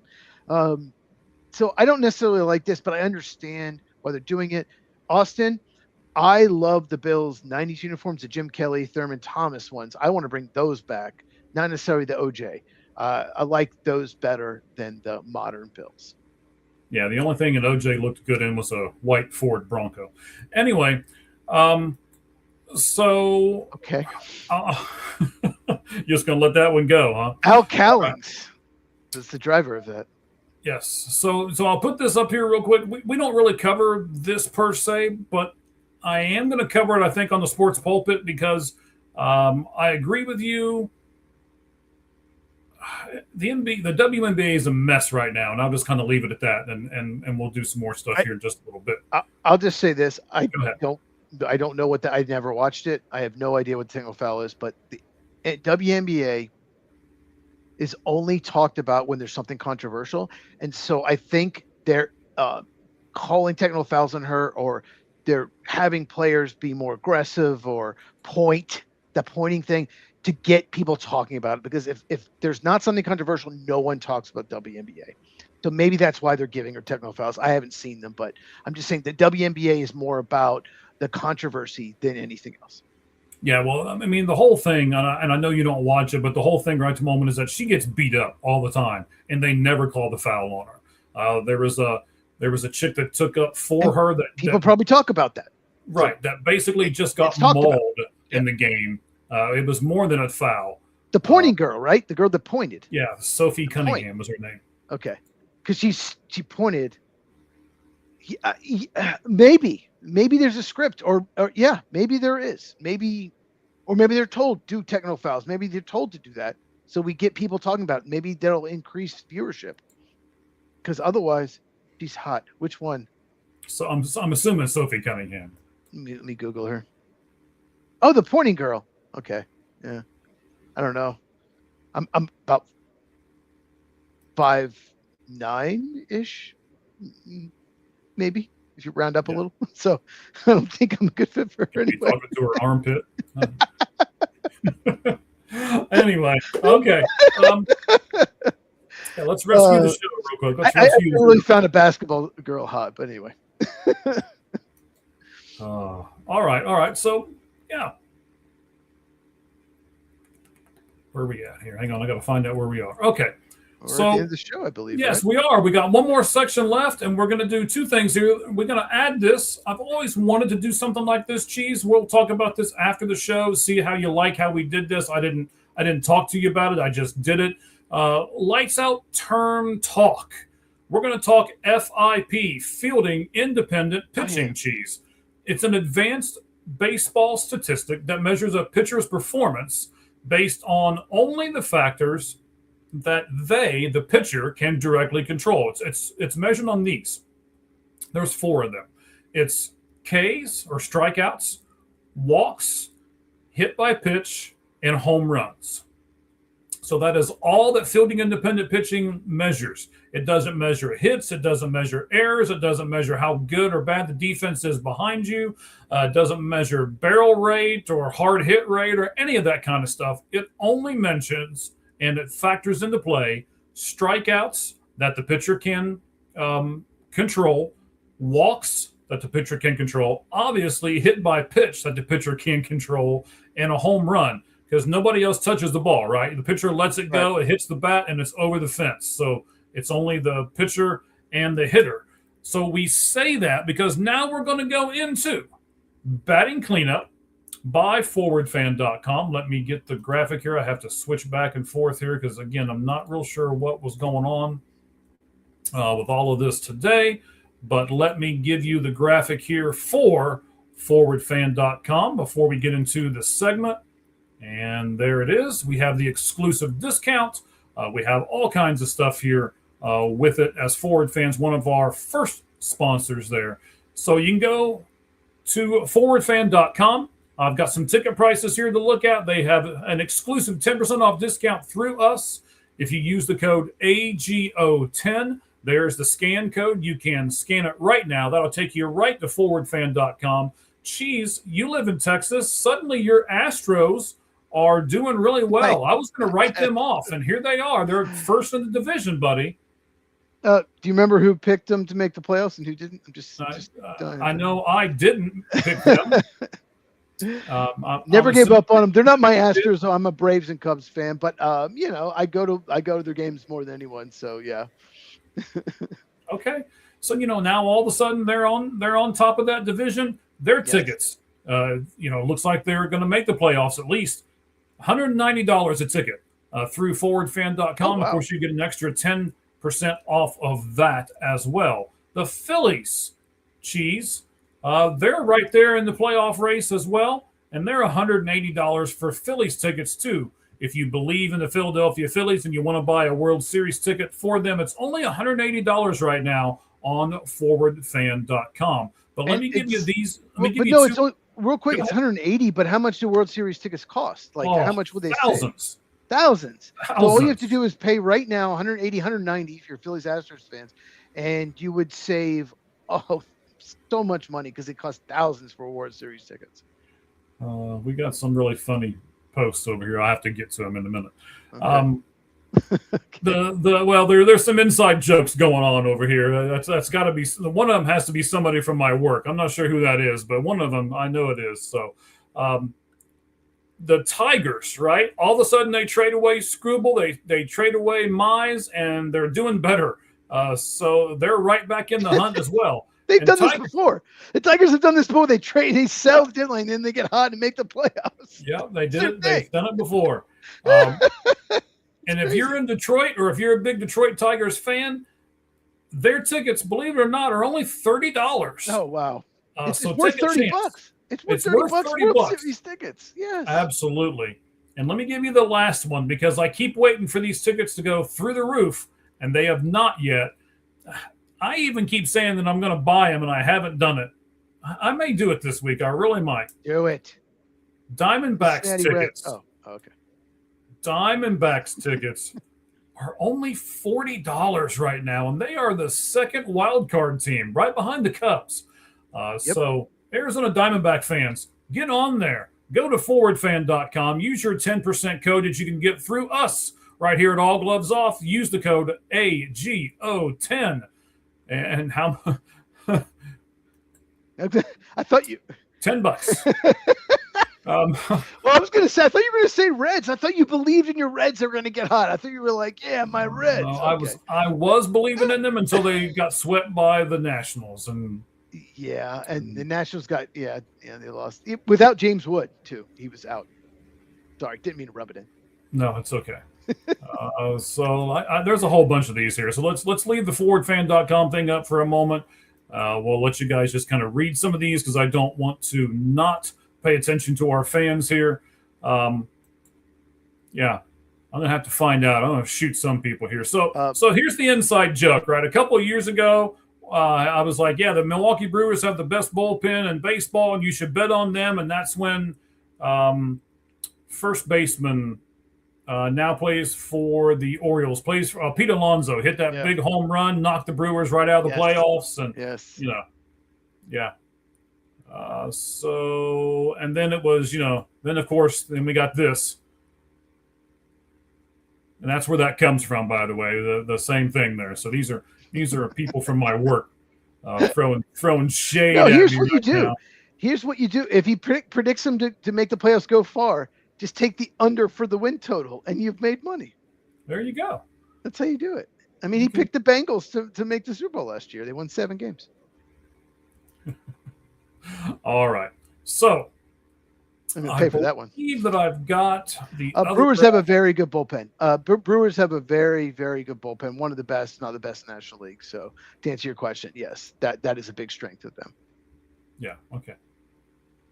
Let me see if I've got this graphic pulled up here. Yes. And here is the graphic that we need for the next part. And it's this right there. Field independent pitching. Yes. Yes, we were talking about fielding independent pitching, and there's a reason for that because from the X account of Just Baseball, something that you guys should all go and follow, we do, great X account. No team in baseball has multiple pitchers with 110 or more innings pitched and a FIP, fielding independent pitching, below 3.20, except for the Phillies. And they have 3. And they are, of course, on this chart for you that we just put up on the screen. Those 3 pitchers would be Christopher Sanchez, Zach Wheeler, and where's the other one? Jesus Luzardo. That's right. Like I said, they might be able to beat the Dodgers in a 3-game series with that starting pitching. Even though the Dodgers are better defensively, a better lineup, better bullpen, they have that starting pitching. I'd love to see Dodgers Phillies first round of the playoffs. Yeah, I mean, I think it's going to be really interesting when these playoffs and stuff all get here to see how all this is going to actually pan out. And I'll just say this. Oh, go ahead. Sorry, no, you're good. Go. I was just saying FIP, field independent pitching. A lot of teams will use that more than ERA. We've seen Cubs do. For example. More so if a guy has like a 4.5 ERA, 4.3, if their FIP is 3.6, 3.7, okay, we'll pay him like he's got that in free agency. Because they have a good defense. If you have a bad defense, then you can't take, that's the thing. It factors in non-defense. So if your team is bad defensively, then FIP is not as important. And the Cubs know they have a great defense. Diamondbacks, another team. Dodgers, another great defensive team. They can take more chances on those guys and think, okay, maybe their ERA will be a run lower because of that. So just want to throw that out there. And there, for some reason, there are some pitchers that every year their ERA is just a run higher than their FIP for whatever reason, no matter what. And you just stay away from those guys. Yeah, absolutely.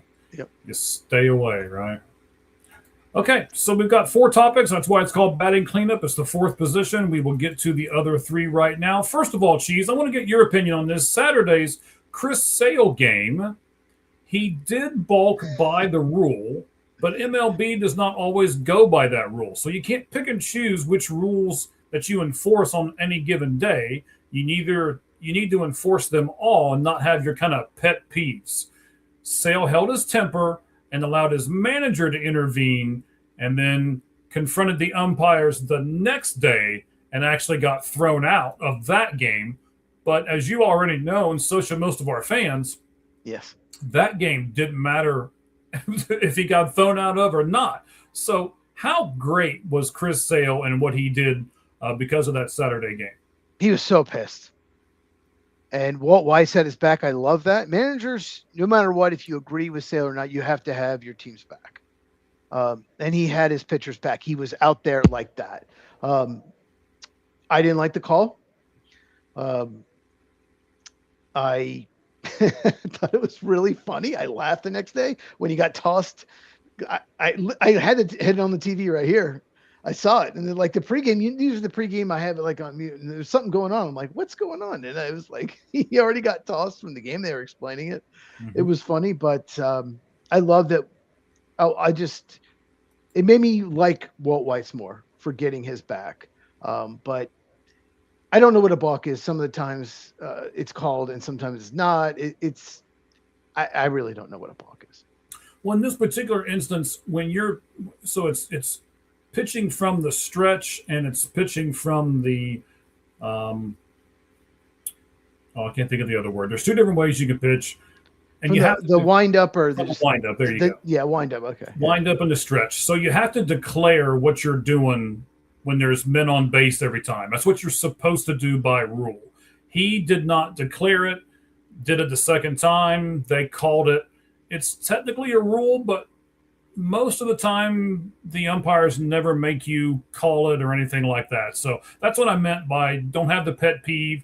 Don't decide to call it this game and not the next game. Everything has to be fair down the line, down the board, and it really is not. Well, he didn't. He waited like a second or two before he called it. It wasn't like as a quick reaction, and no other umpire called it. So I think the other guys were going to let it slide. I think so too. So it just kind of annoyed me. And I get why he was pissed, and it was just really funny seeing him toss at the beginning of the next game. He was still pissed about it, and I get why he's pissed. But yeah, it ended up costing them the game. That run cost them the game. It cost them the game. Yeah, that's a good point. It was a 3-2 final against the Yankees. Yeah, and that was the third run. Yeah. So, all right, we got another one to get to here. Let me. I believe I have the graphic for it as well. So I'm gonna click the right buttons here and pull it up. Hopefully, yes. We're gonna look at the MLB postseason schedule. Here it is. Let me get this graphic off the top here real fast. Clicking buttons everywhere.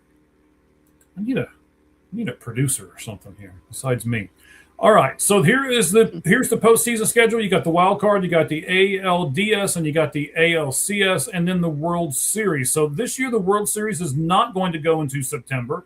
It will end October 31st, no matter what. And then I really like it because that terrible four-letter word franchise does not have any of the games. It's either TBS or Fox. So I'm real happy about that. Or NBC. Or NBC, Peacock. Yeah. They have the wild card. Yeah. They have the wild card games. Yeah. Yeah, I'm looking forward to this postseason. And I really like the announcers over on Fox and stuff a lot better. So I think this will be a better postseason than most. What jumps out to you about this postseason schedule? One thing I don't like it when they started doing buys. I don't like all these off days. So, for example, the NLCS starts the day before the ALCS. So the NLCS, if it's a sweep, they're going to wait a week till they play again. Yeah. Even if they don't, there's 4 days in between. That's insane. Like, this is not baseball. Baseball, you get maybe 1 day. All-Star break, you don't even get that long. Like, so they used to be just you get a day break from the last series and they just start. It wasn't like scheduled. Now they want to schedule everything. I just don't like all this off days. And why are we playing till Halloween? You don't need to play that late. But there's too much gap in between. It's never going to change. This is what they decided. But Well, it's for TV purposes. It's for revenue purposes. It's for scheduling when you're selling scheduling. tickets. Yeah. But it's not good for the players. It's not good for to have this break. It's not good to play till October 31st. It's cold most cities. It's cold. Obviously, the Dodgers will probably be in it toward the end. Not there, but it's going to be like Halloween. It could be really cold in Chicago. You know, it could be cold in Boston. So it'll be nice in Arizona, though. Yes, it would. Well, that's an indoor stadium. I don't know if you knew that. I don't know if you've been there many times. I'm guessing just a few times. Yeah. So that's my only big problem with it is just the gaps in between each series. When I was a kid, it was when you played your last game, whether it was, if both teams were done, you took one day off and you started the next series. I wish they bring it back, but they never will. All right. So our fans asking us, did you discuss the Highmark Stadium obstructed view seats? I'm sure you've seen them online. I don't know. It wasn't really a topic that I was going to bring up. Do you want to discuss the obstructed view seats in the stadium? I have no idea. I don't know. Oh, yeah. They're doing it on a case-by-case basis. When you design a new stadium, this should not happen. Brand new stadium, architectural flaw, right? This cannot happen. Somebody bleeped up. This cannot happen. You spent all this time, $2.1 billion stadium. This cannot happen. And it's probably not an easy fix. They're addressing it by case basis. That's not a good thing to say either. Wow. Thick metal handrails attached to glass cut directly through their line of sight. Wow. They really screwed this up. Yeah, there's some definite obstructed seats, and it can't happen. People started talking about it, and the Buffalo Bills had to make a statement yesterday about it. So I mean, if a team has to come out and make a statement, it's a pretty big deal, right? It's just whoever designed the stadium, you cannot make that flaw. And it's not just who designed it, people that built it, like everybody, there's a process. Like everyone in the Bills organization, you have to see that flaw. Like multiple people had to mess up for this to happen. And no other stadium has this issue that I know of. New stadiums. I don't hear about this. They really screwed up. All right. Last thing we're going to do, it's the fourth thing on our batting cleanup presented by ForwardFan.com. Here it is, Cheese. I sent this to you. I'm not sure if you listened to it. It's Adam Vinatieri's speech in this part about Bill Belichick in the speech. So I'm going to play it for you. I've got it on the phone. I'll put it by the microphone. We'll listen to it, and then I'll ask you a question about it. All right, here we go. Okay. I would repeat those last few statements about Coach Bill Belichick as well. Thank you for demanding excellence every single day. Your preparation, discipline, and attention to detail shaped far more than my football career. Unfortunately, Bill couldn't make it here today. There's a lot going on at UNC right now. He may be on a recruiting trip right now looking for the next Lawrence Taylor. I thought it was because training camp had already started, but in truth, it's because he's judging his girlfriend's cheerleading competition.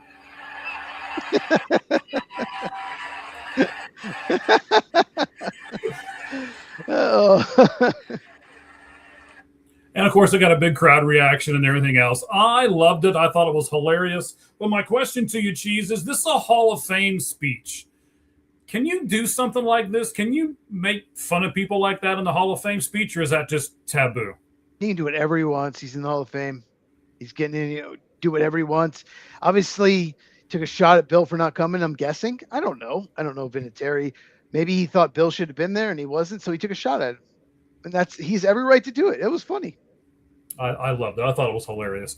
And then I also want to point out the tie that he wore during the ceremony. Not sure if you had noticed it, saw it. It was blue and white.